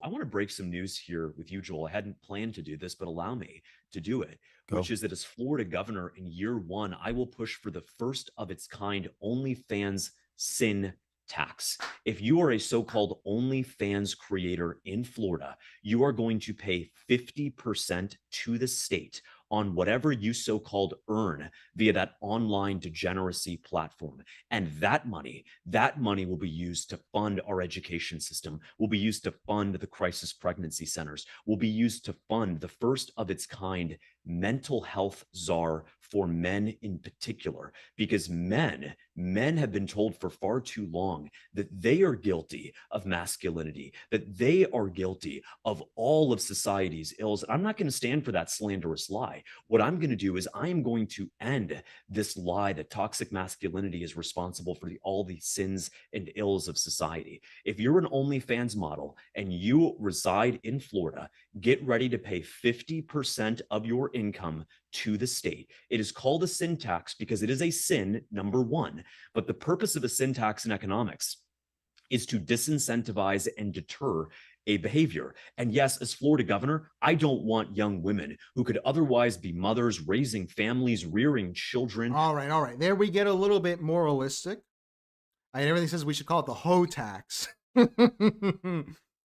Look, this is great stuff because you'll get people that are fed up with OnlyFans creators, but you'll get people like me. I don't vote. I said I will vote for you, James Fishback, if you promise to arrest Ron DeSantis. That's my condition. But I will say this. People like me will go, these real estate prices are insane, and it's because this fucking city, Miami, has become Cuba in the 50s. And these women and men, I assume, make all of this money and drive up real estate prices. And we are not in Cuba in the 50s, folks. This is not a Batista government. It's not supposed to be. This is not what Florida's supposed to be. If you want that, why don't you go to Amsterdam? Okay? That's not what Florida's supposed to be. Get these people out of Florida. Well, I'm glad to hear your surgery went well. I'm very happy that happened. Gravity wants to hear, DeSantis ruined my city, my friend. All these transplants, the PBDs, and the OnlyFans girls ruined this city. I actually have a video, I think it's for members, called Miami Sucks Now, from way back, explaining how this city fell apart because of Ron DeSantis and Mayor Suarez. So thank you, Mr. But this didn't stop here. He went to war with a OnlyFans creator called Sophie Rains, if you're not aware of. Okay. He quote tweeted himself here. And he said, "Hey, at Sophie Rain, pay up or quit OnlyFans. As Florida governor, I will not allow a generation of smart and capable young women to sell their bodies online." Okay. Sounds like you subscribed and got buyer's remorse after dropping your annual salary on an OF girl. This is Sophie Rain herself responding. And Fishback comes in with, "Sophie, pay your taxes or quit OnlyFans. Those are your choices. I am running for governor of Florida to stop smart and capable women like you from being exploited by that disgusting platform." I will say, on top of this, there's something else. Florida has always had this issue. We have always had this issue. There's a great documentary called Hot Girls Wanted about this. Plenty of young women are taken advantage of. They are flown to Florida to shoot pornographic films. And then they are just destroyed. Their digital footprint is wrecked. Their lives are now wrecked. And they come back and they leave Florida. They fly girls from all over here to use them and abuse them. Okay? And that's sick. So I'm very glad to see that someone is stepping up on this because, in the words of Mr. Fishback, and I actually like this because I'm not a libertarian. If this were a free market, there would be a slave auction outside. And maybe it's my opinions creeping through, but this state becoming a 1950s Cuba is not why people want to live here. People want to live here because it's cheap and it's cool. That's why. Here we see that she further responded with a video. Let's see what Sophie Rain has to say about this, defending her profession and her destroying the real estate prices in Miami. Never in my whole life did I think that I would wake up and see a Florida politician trying to start beef with me for clout. So he's proposing a sin tax on BOPs where we would have to pay 50% to the state on top of the 37 I already paid to the government. And I would be more than happy to pay that if multi-billion-dollar corporations were also being properly taxed. But surprise, they're not. I never usually get into politics, but there are clearly better ways to raise funds from actual corrupt businesses in our country. I think that people also fail to realize that there are so many creators on this platform that do this job because they're struggling. So to tax them like that when they're literally doing it just to support their families is sad. I would much rather continue donating directly to people in need because we all really know where our tax dollars. I don't think the girls in Brickell who have destroyed the real estate market are single moms who are trying to raise a family and they're selling their cheeks online. I don't think that's true, Sophie Rain. I don't think that's true, baby. Baby, I don't think that's true. I'm not an economist here. I'm not someone who studies the dismal science, but I am not a free marketeer. And I don't think that that is the best option, quite frankly. As I've said repeatedly, prostitution is more dignified than this. It is more dignified than this. And Fishback didn't stop here. Of course not.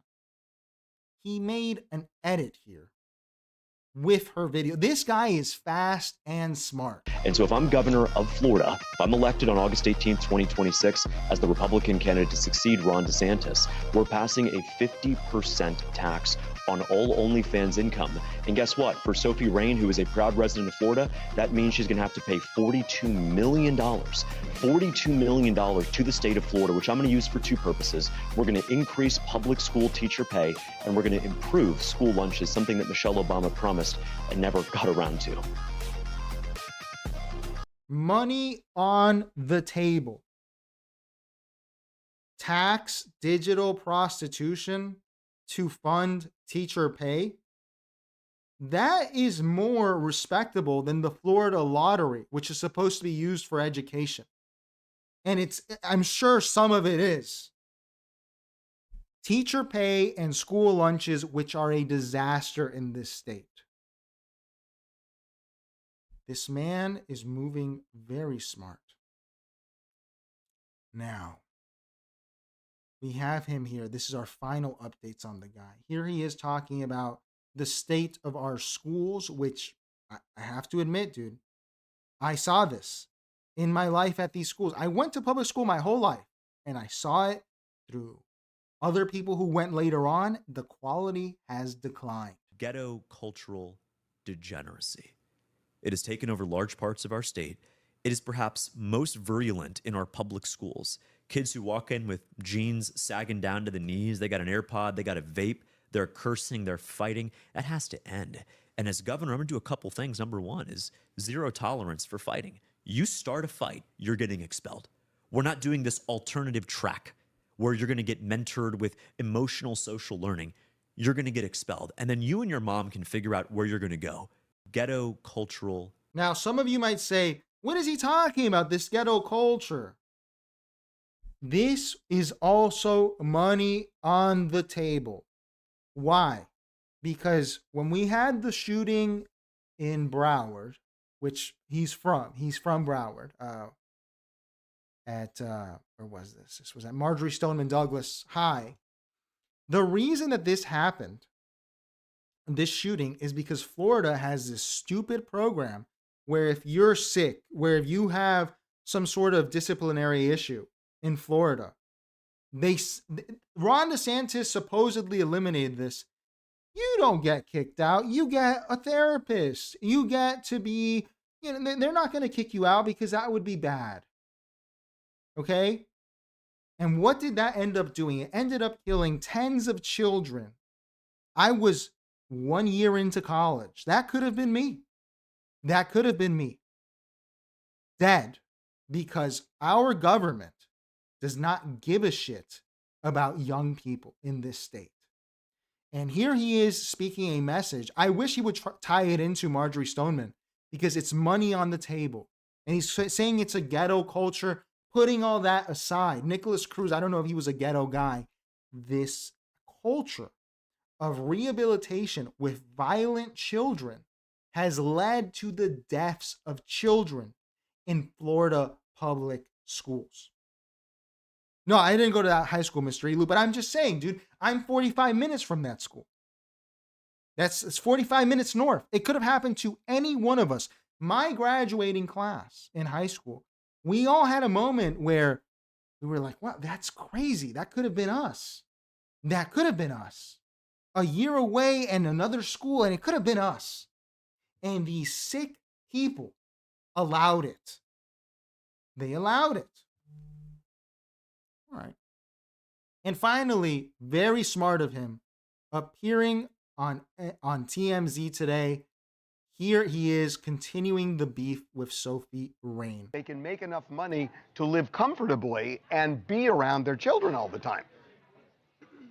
Harvey, I'm going to call cap on that because stay-at-home moms have existed for the entirety of our nation's history, and they were doing sourdough starters and churning butter and raising their children and rearing their children without needing to sell their bodies online to sick men around the world. Well, there was no Very good answer on a popular platform. Bravo, Mr. Fishback. I'm impressed.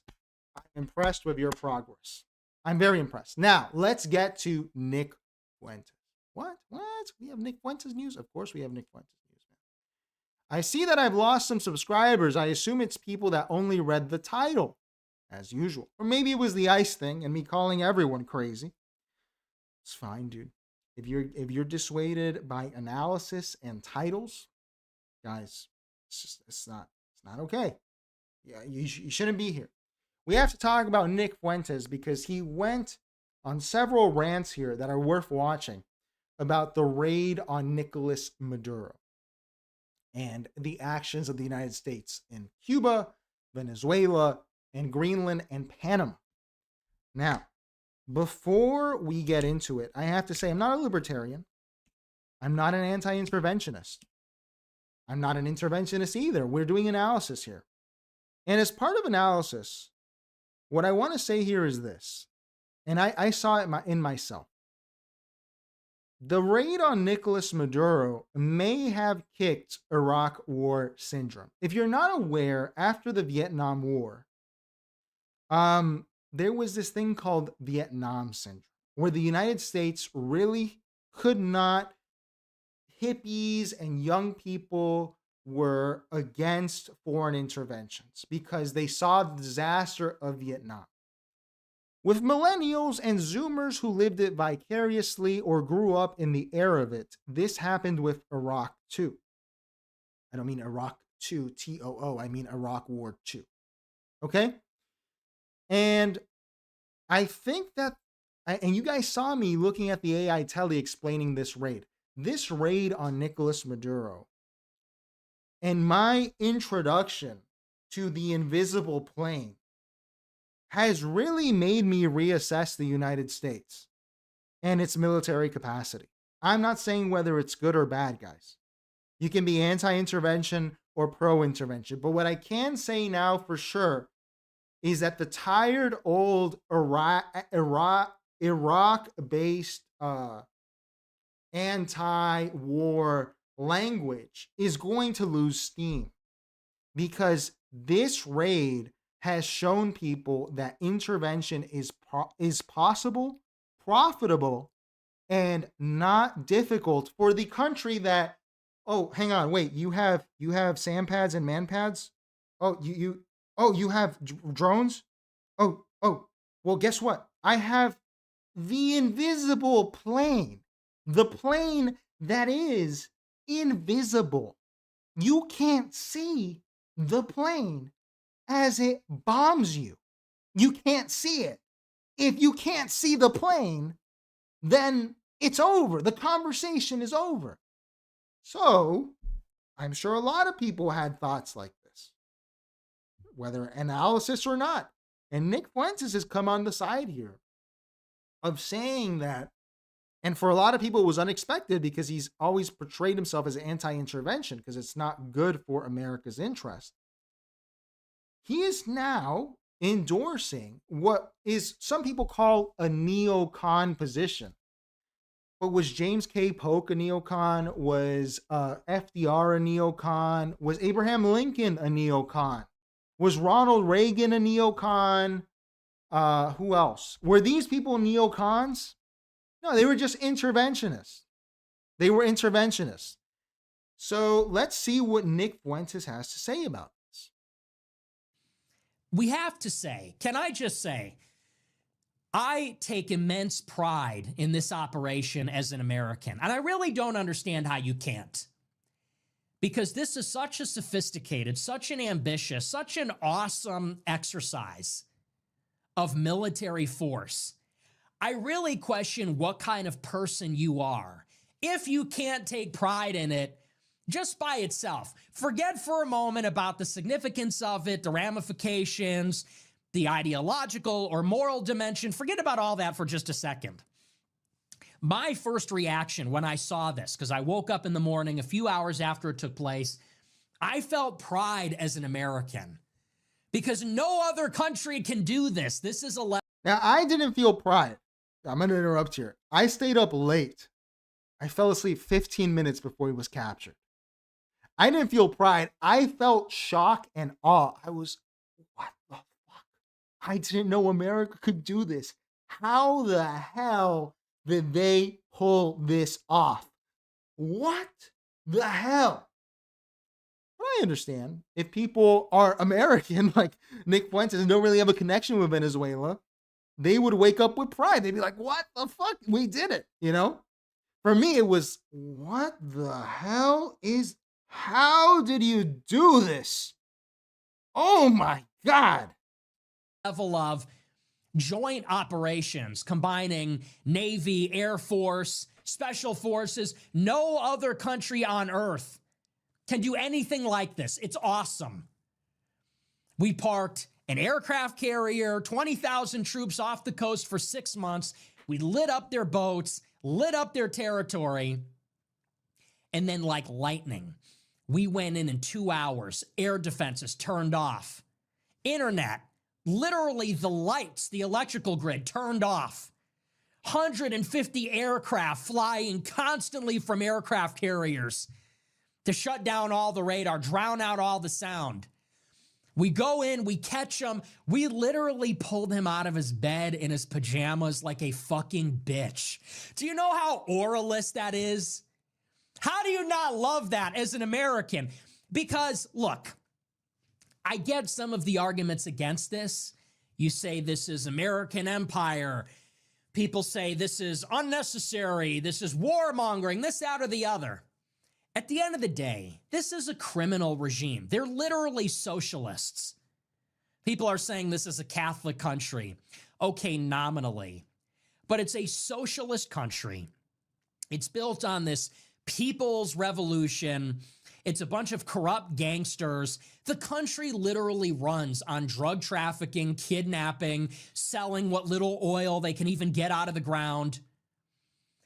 It's literally run by brown, criminal, socialist gangsters. And this pissant guy is on TV, I'm talking about Maduro, is saying, come and get me, come and get me. Oh, you're a coward, you'll never do it.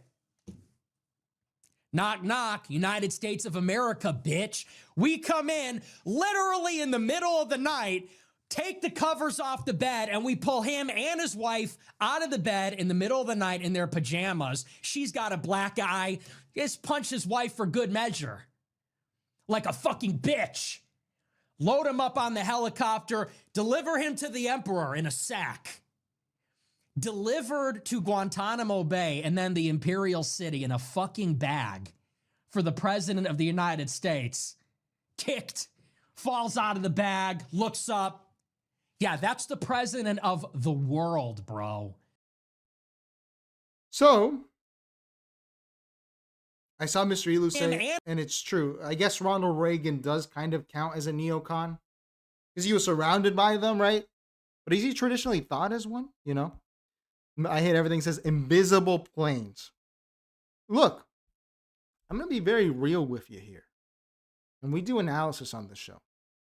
I don't know about this brown thing. You guys know how I feel about the word brown to describe Latinos. I don't like it.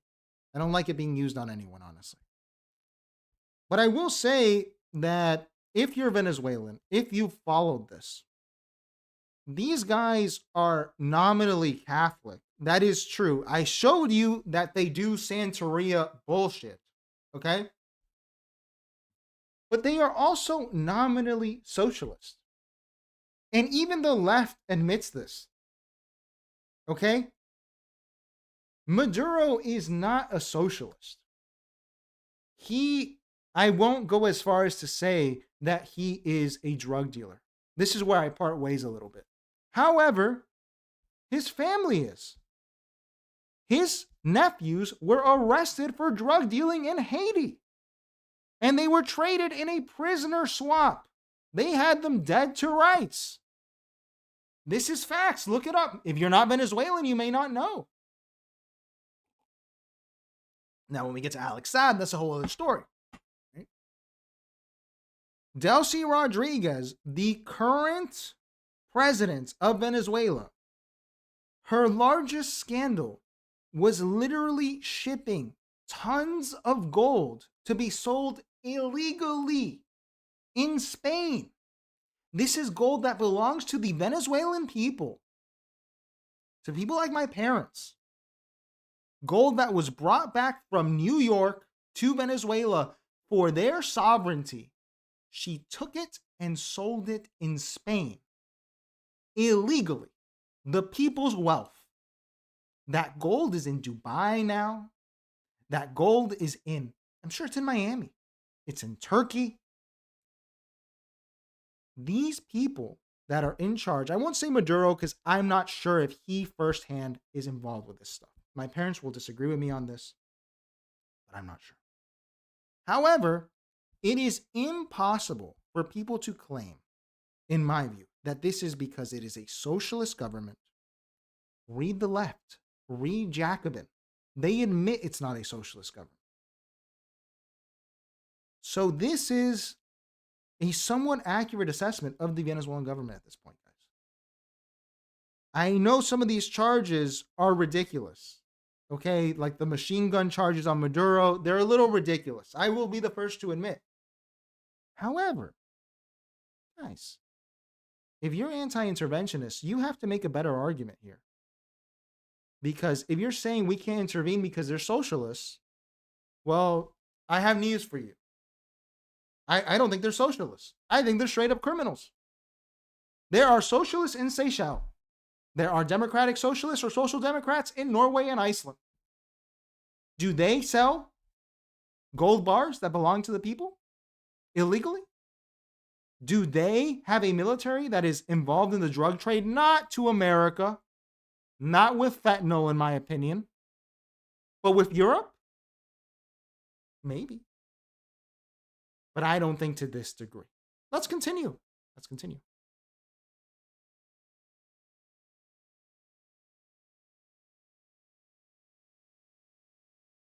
I believe that your reaction to this operation in Venezuela kind of tells you what side you're on from the point of view of identity.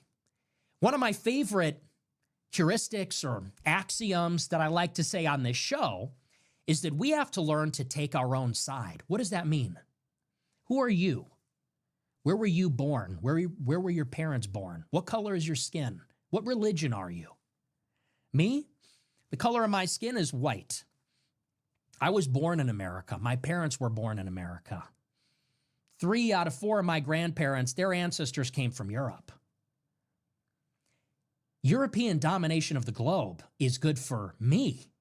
as a Christian, American, mostly European person, why would I want to vilify my own people? Why would I vilify my ancestors? Why would I look at them not as villains, as the villains of history? Why would I celebrate that our power as Europeans, as Americans, as Christians is diminishing relative to other people, relative to people who are born in other countries that are not Christian, that have a different complexion, that have a different clan? Why would I celebrate that? Look at the people that carried out the Delta Force operation in Venezuela. They're all white. Okay? And so I don't think that's true, that they're all white. I'm pretty sure it's conflicting reporting right now, and we probably will never know, that they actually had someone integrated that was from Colombia, that knew the inside. This operation was so complicated. And if you don't follow the Spanish language media, you may not get it. They had to rely on a defector that defected back in the Guaido days, who was previously in charge of DG SIM, which is one of the Venezuelan intelligence agencies. He provided vital information on Maduro. And this was very, very difficult to do. I don't think, this is where I'm going to disagree, I don't think it's a white thing. I think it's an American accomplishment for sure. But guys, the Delta Force, I'm sure there were people of Hispanic descent especially. You need that in this kind of situation. You absolutely need it. There are a lot of these types out there, ideological liberals, socialists, Islamists, and they love to see Western countries, European countries, America, they love to see these countries lose. And they put flags of foreign brown countries in their bio: Burkina Faso, Palestine, Iran, Venezuela. Now, don't get me wrong. I don't want America to make an empire for Israel in the Middle East. I want America to make an empire in the world for us, for me, for my posterity, in the tradition of my ancestors. And when I see that kind of exercise of power by the United States, I'm proud that the country that I pay taxes to, the country with the passport that I have, is able to do these things. It makes me feel proud. It makes me feel safe. I will say, it does make me feel safe. Guys, if you have an American passport and you know they don't negotiate with terrorists, they actually try to get you out. Okay? This does make me feel safe, dude. I doubted America's abilities. I'm in the process of becoming a citizen of Spain. Spain pays terrorists. That makes you a target. I'm getting it because of descent. Okay? But that American passport is the reason that I am safe from terrorism. These other people, these pussies in Europe, will pay terrorists. America will send these people to kill people that are trying to kill me because I'm an American citizen. Absolutely have to agree there. Have to agree. Now, I will say, I didn't see him get too much into this. Okay, but if you're an American, and this is a very jingoistic speech, and we'll move on, he has more, there should be more discussion about how this is going to put America in a very interesting position. If there is a transition, even if not, if America controls Venezuela's government, whether directly or indirectly, this affects OPEC in a significant way. Significant way. They are going to have to negotiate with the Saudis and see how this is going to work out. Will Venezuela remain in OPEC? If it doesn't, it gives the United States a huge advantage. Not a huge advantage for fracking, which is already on the way out. However, if you want to crash the oil market to hurt Iran, to hurt Saudi Arabia, to hurt any oil-producing country, Nigeria, and you are in control of Venezuelan oil production, I know they're not making 3 million barrels per day. And I know that won't be for at least 6 years. But if you're an American, I struggle to see beyond, I get it. If you're a socialist, that's cool, guys. That's fine. You don't like intervention at all. But this is a very interesting position for the United States to be in. Because Saudi Arabia is not reliable in OPEC. They're not reliable in OPEC. They have betrayed us a million times in OPEC. Mexico has betrayed the United States on oil production as well. And it's in their national interest. I don't condemn them for it. Mexico has the greatest contract, the greatest insurance contract in history for oil. The greatest. Look it up. But this is going to be interesting. No, 112, Trump has not addressed OPEC and Venezuela. I am very curious about what's going to happen there. Me feel good, and I'm glad. And there's a lot of people out there that are seething because they literally just hate to see America have power. And it's not all of them, but it's a lot of them. It's not every single person that didn't like it, but it's a lot of people that didn't like it. They have a reflexive, anti-American, anti-European view because they have an ideological hang-up. They want to see white Christian countries, ostensibly, historically, nominally, they want to see those countries diminished, and they sort of get off on it. I saw people saying they wanted for Venezuela's S-300 and S-400 Russian air defense systems to shoot down American jets. Like, they were giddy about this, gleeful. They said, oh, America's not ready. When we go in, they're going to encounter Venezuelan resistance. They're going to get fed into a meat grinder, guerrilla warfare from who? From socialist brown thugs? And you want that to happen? Why? Because Trump didn't ask Ilhan Omar for permission? Because he didn't go to the United Nations and beg Burundi and the Central African Republic? And I think there's something borderline treasonous about that. I think it's anti-American.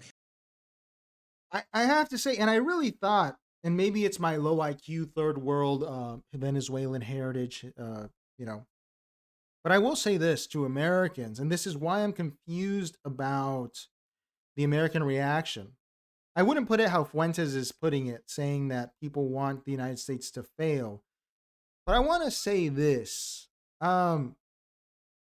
If the United States is doing something, let's say illegal, let's say completely wrong, why would you want it not to work out? I'm just wondering if you're a citizen of the country, even if it's illegal, even if it's wrong. The Wire, which is, I'm not a huge fan of the show. They made a parallel to Iraq in that show where one of the gangsters says, he finds out that the reason there's a gang war is based on a lie. And he says, fuck it. It may be a lie, it may not be. We're fighting. We're in it now. And I'm wondering why this has gone away. Because it's something that's Europe doesn't have this. This is a particular American syndrome where, guys, look, you may be supporters of anything, but let's be clear here. If the war in Iraq had worked out, it'd be a better world for everyone, right? Imagine if America were able to pull something off like they did in Venezuela and Iraq. 1 million people don't die. The country comes back. It actually works out. American service members, minimal casualties. If you're an American and with heritage, I'm first generation, it's different. Don't you want it to work out? Don't you want it to go well? I am equally puzzled as Fuentes on this. Why would you be cheering against your own country? I'm not making it racial. I'm saying purely as an American, why would you be cheering against it? It strikes me as a bit sick to do that. But sometimes you need it. Like Vietnam, they should have gotten out earlier for sure, but when something works out, disappointment is unusual to me, Let's continue here. This is where we get real jingoistic. We're analyzing here, okay? Has it ever worked out since World War II, Mr. Elu? Dude, it worked out in Grenada. It worked out in Panama. Where else did it work out? It worked out in the Iraq War I. It would have worked out in Rwanda if George Bush the father was president, in my opinion. But I am glad when it does work out, right? I mean, I understand caution, Mr. Elu. But if it does work out, we should be happy, right? The people of Grenada, they live a different life than they would have if without American intervention. And that life, counterfactuals are hard, but we have the example of Cuba. And Cuba, guys, even if you support the regime, it's fine, but the economics are indefensible. They are indefensible. And if they were going to do that to Grenada, it would have sucked. It would have sucked. But I think this is going to be a year of refinement.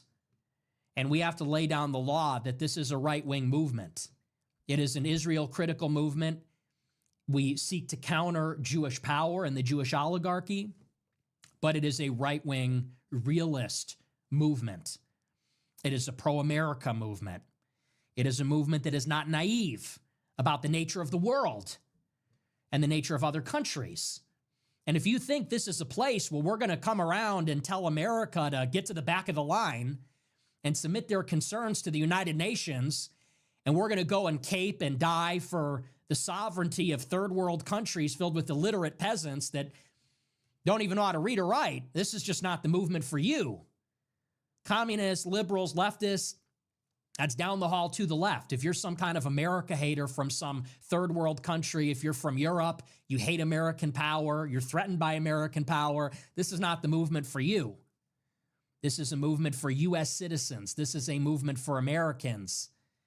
It's a movement for right-wing Americans that want America to have primacy over the entire planet, as much power, as much abundance, as many resources as possible. So if you're coming around with this nonsense about they stole the oil, that's not moral. They intervened in another country. You violated their sovereignty. I don't give a shit. I don't care at all. We do it all the time, and we've done it for centuries. It's called Manifest Destiny. It's called the Mexican-American War, the Spanish-American War, the Bay of Pigs. We do it all the time. This is our world, and at the minimum, this is our half. This is our half of the world for us to have uncontested, undisputed dominance, military, commercial, naval, every way, shape, and form. And we will take what we are entitled to. We will take what makes us safer, richer, more prosperous. We will take what we want. Nobody can stop us, and we'll do it again, and I hope we do. And I hope we do it in Greenland, and I hope we do it in Panama, and I hope we do it in Cuba. I hope we do it everywhere where it makes sense for us. You got a problem with that? I don't know. Go back to fucking Pakistan. Go back to some other country and complain about it on the internet. Invented by America.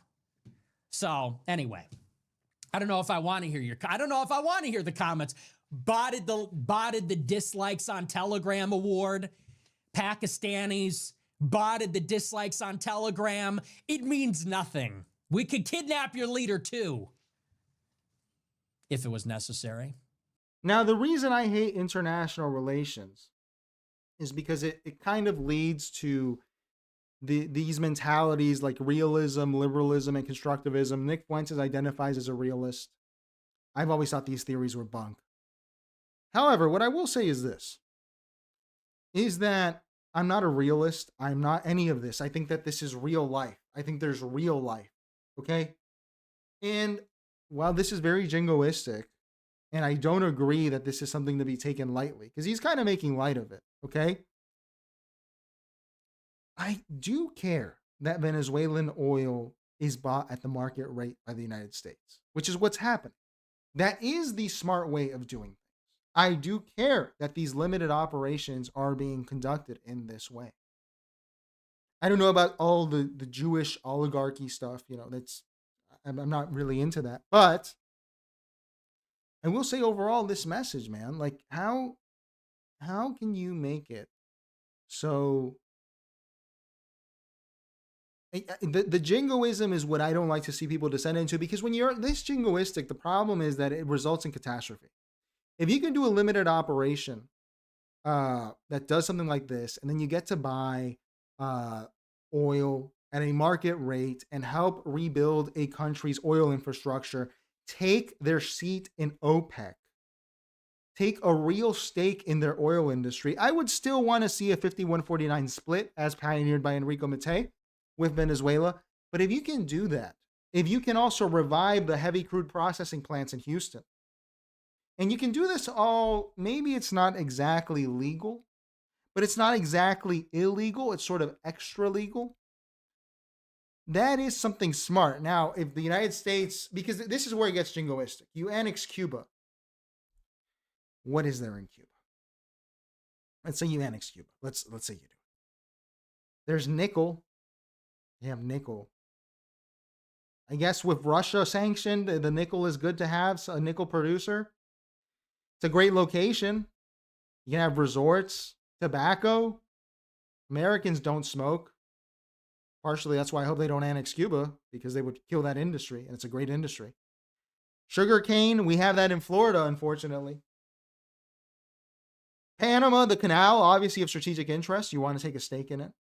Greenland is of strategic interest, I guess. But do you want to take it like this? The jingoism can get a little cartoony, and it can lead to pitfalls down the line. So that would be my analysis here, the critique. Because if we're seeing the rise of a neoconism, or what I would call it interventionism, on the right again, I'd appreciate if it were kept in this very, very smart Rubio tactic, because you don't want another Iraq War II. You don't want that. You don't want Americans dying. You don't want other people dying. You want to secure a good place for yourself as well as the other country that you are helping. If that's how we're going to frame it, helping. And obviously you want to be a watchdog, right? So that would be what I would say. I see 112 is asking about OPEC. OPEC is an international cartel. The cartel is being used denotationally. Cartel means that it's a controlled industry. Okay. OPEC decides how much oil they're going to release on the market or constrict from the market. It's made up of, let's see who the OPEC members are, because there's a lot of observer states, OPEC members. We have Algeria, Congo, Equatorial Guinea, Gabon, Iran, Iraq, Kuwait, Libya, Nigeria, Saudi Arabia, the UAE, and Venezuela. So OPEC is a very, very important organization, because every time the United States, look, it was a huge problem back in 2019, around the time that Soleimani got assassinated, where fracking was still very rentable in the United States. Rentable is the wrong word. I'm thinking in Spanish. It was very profitable in the United States. Okay, fracking was very good, but you had to keep oil at, I believe, around $50 a barrel. And Saudi Arabia did not give a fuck. And they flooded the market. And that destroyed the fracking industry in North Dakota. You may like or dislike fracking, it doesn't really matter, but those are jobs. That is energy security for the United States. It's important. OPEC is a cartel that holds a lot of the cards, because while America has a lot of oil, it's not the largest. It is one of the largest oil producers. I think it was one of the largest a few years ago, but it does not have enough weight to pull around. Okay, so the United States has to rely on a oil cartel to keep oil prices where they need to be. In addition to non-member states like Mexico that has Pemex, or Petrobras in Brazil. And the oil markets are volatile for this reason. They're also stable for this reason. But if you really want control over the energy sector, which is what you should want as a country, especially as a country that is a limited producer like the United States, you want to hijack OPEC. You really do want that. So that's why I would say the OPEC question is the most interesting one of this raid, in my opinion. So finally, we're going to end here with this clip, which is a little longer. And I'll warn you, there's foul language. But the reason we're watching it is for our analysis. And I saw someone saying in there, it might have been Mr. Elu, saying that this is a dividing line that Fuentes is driving, even within his own tribe, the Groypers. And how does Venezuela fit in the questions of 112? Venezuela is a member of OPEC. And it's historically been very important in OPEC, because Venezuela is the largest oil producer, largest oil reserves in the world. The only problem is it's heavy crude and the infrastructure is broken down. But Venezuela's vote matters a lot, because OPEC is a consensus cartel. They depend on their members, and their members usually want to collide against American or in the past, maybe Soviet interests. So these countries have figured out a way to manipulate markets in their favor and gain political as well as economic leverage. So really quick, let's watch here. There's foul language, but it's important to notice the dividing line that Fuentes is driving in his group here. I hope you got paid more than $7,000 for this, Judas. Yeah, dude. I got this accusation myself on YouTube recently that I was an agent of Israel. I don't think that I give that impression. Jews want you to support hemispheric defense. Nowadays, this shit has nothing to do with Israel. It used to be the case that if you were saying Israel's our closest ally, we need to go to war with Iran, we need to give them foreign aid, that it used to be the case that if you said that, you're an Israel shill. Now, if you just are not a nigger, you're an Israel shill.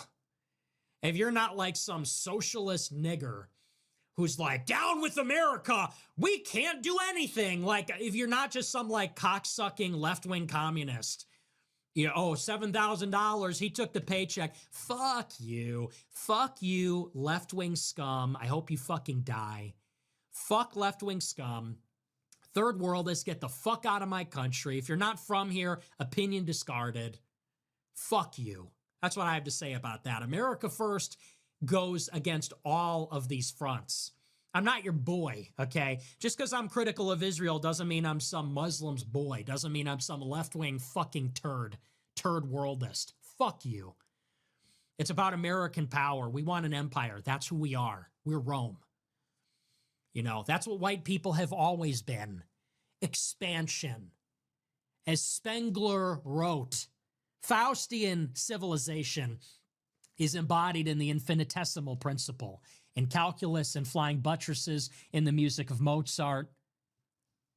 It is the constant expansion out. That is who we are. I'm not going to be told by some Jewish communist, some third world brown filth that hates progress, that hates America, that hates the West, rooting for our decline. I'm not like that. I'm not cucked like that, okay? I'm really like that, nigga. And I'm really like that. Yeah, it's like that. We want to invade the world. I saw these dumbasses. They're like, Trump says he's going to invade Greenland. His argument to invade Greenland is laughable at best. I'm like, nigga, this ain't debate club. We're not making arguments. We're coming in heavy with fucking guns and shit. You can't do a thing about it. You know? Trump's justification to invade Greenland is laughable at best. Well, it's a good thing we're not in debate club, bro. Good thing we're in the business of stealth bombers, nuclear fucking bombs, and aircraft carriers, because we'll just fucking kill you, bitch. Who's going to stop us? That's not a good justification. We're taking it. You can do nothing about it. If you try, we will kill you. That's who we are. We're going to kill them. I love when Trump said that. They said, so what are you going to do? He goes, well, we're going to kill them. We'll kill those people. So true, Emperor. Yes, exactly. Exactly. So anyway, yeah, no, sorry. The third world is down the hall to the left. You want to cry and bitch and moan about international law. But Trump didn't get permission from Ilhan Omar and Jasmine Crockett to invade Venezuela. Good. What do you think we're playing for, idiot? Niggas are like Ron Paul. We want to take over the government to shrink it. No, we want to take over the government to get our way. Okay, it's Burger King. We want to have it our way. Trump didn't ask Jasmine Crockett and Thomas Massey for permission. That means it is unconstitutional. Dude, they let in 10 million people. All right, and there we get a little bit off track. So, pardon again for the foul language. And I will say this is a little bit overly jingoistic in my view. Invading Greenland, I don't think it's good for America's position in NATO, which is very important. However, this new demarcation within the right wing, and I'm glad he brought up Ron Paul, because Ron Paul is the guy who introduced this into the right wing, from my recollection, at least in this iteration. You know, he's not Robert Taft. We're not going to the early 20th century. But Ron Paul was the guy who made America really reflect on its role in the world in the aftermath of Iraq too. But I will say that Fuentes here, this is, sure, it's a little sophomoric, but when you have the invisible plane, what are they going to do about it? What are they going to do about it? And I would say in the case of Venezuela, man, in particular, and I'm getting really, really close to taking this position that Gustavo Bueno put out, a Spanish philosopher, during the heyday of the Iraq War. Venezuela, which is my heritage, used to produce 3 million barrels of petrol a day. From that, you get gasoline, diesel fuel, plastic, lubricant, all sorts of vital material for the world. And despite the effects on the Venezuelan people, what has happened to the industry, which is tragic because my family lives it. Okay, my family lives it over there. It's very, very sad. On an international scale, it is not possible for oil to be held hostage, guys. I really, and maybe this is an opinion, but I think it serves for analysis here because this is how the managers of the world think. It is not possible for you to hold the world hostage with oil. That oil is required. We need the oil. You need it. Venezuela gave up its oil industry. It gave up exploitation. It gave up refineries. And it's tragic. It's a poor country now. And I'm not one of these guys who says Venezuela was perfect in the 80s and 90s. I'm not. That's my parents' generation, and that's other people. Okay? That's Daniel DiMartino and other Venezuelans. I'm honest about it. I'm of the Jose Nino opinion. Okay? But I will say that you can't stop making 3 million barrels of petrol a day. This is a huge problem for the world. People die because of this. People die. When you do not have oil, when you do not have lubricant for machinery, you cannot make cars. You cannot make food processing plants. You cannot make everything that you use. Your phone, your clothing has petrol in it. If that changes, then things are different. And this isn't even an anti-nationalization thing. You talk to people like my father, he's an engineer. He was there when oil was nationalized in the 60s in Venezuela. The reason that was done was because American companies were undermarking how much they were exploiting from the country. This was the nominal reason. The actual reason was to facilitate political corruption. And that's on my grandfather, who was a communist, and his party was cut out of this, the PCV, and they were persecuted and murdered under these Democrats in Venezuela. The COPEI party and Acción Democrática, that's what they did. They destroyed the oil industry, and Chavez put the nail in the coffin. And it's not all his fault. He got paranoid because of the American attempt at a coup in 2002. But the outcome is what matters. And if oil does not flow from a country that produced 3 million barrels per day, you are killing people. You are killing people. And that's not fair. That's not right. That's not right. That is perhaps, in some ways, that is the declaration of war. If you stop producing oil, guys, and you know me, I'm an analysis guy. I analyze usually. And this is part of analysis. Tell me how this is off base. If you are an oil producer, you have a responsibility to the world to produce oil. You have a responsibility. It's no joke. You don't get to live your comfortable first or second world life if oil stops flowing. Venezuela nationalized. It didn't go as planned. I'm sorry, guys. But the people there and the people around the world that benefited from Venezuelan petroleum are suffering. And so when the United States does this, and I will add to this, the people accusing Nick Fuentes of being an Israeli shill, Israel clearly played a part in this. I called this from the start. We did the shows on this. You can go back in the archive. We said that when Benjamin Netanyahu said that Maduro was out, that meant he was out because he gets his way. And obviously that plays a role. And the influence of Israel in the United States is something to be discussed.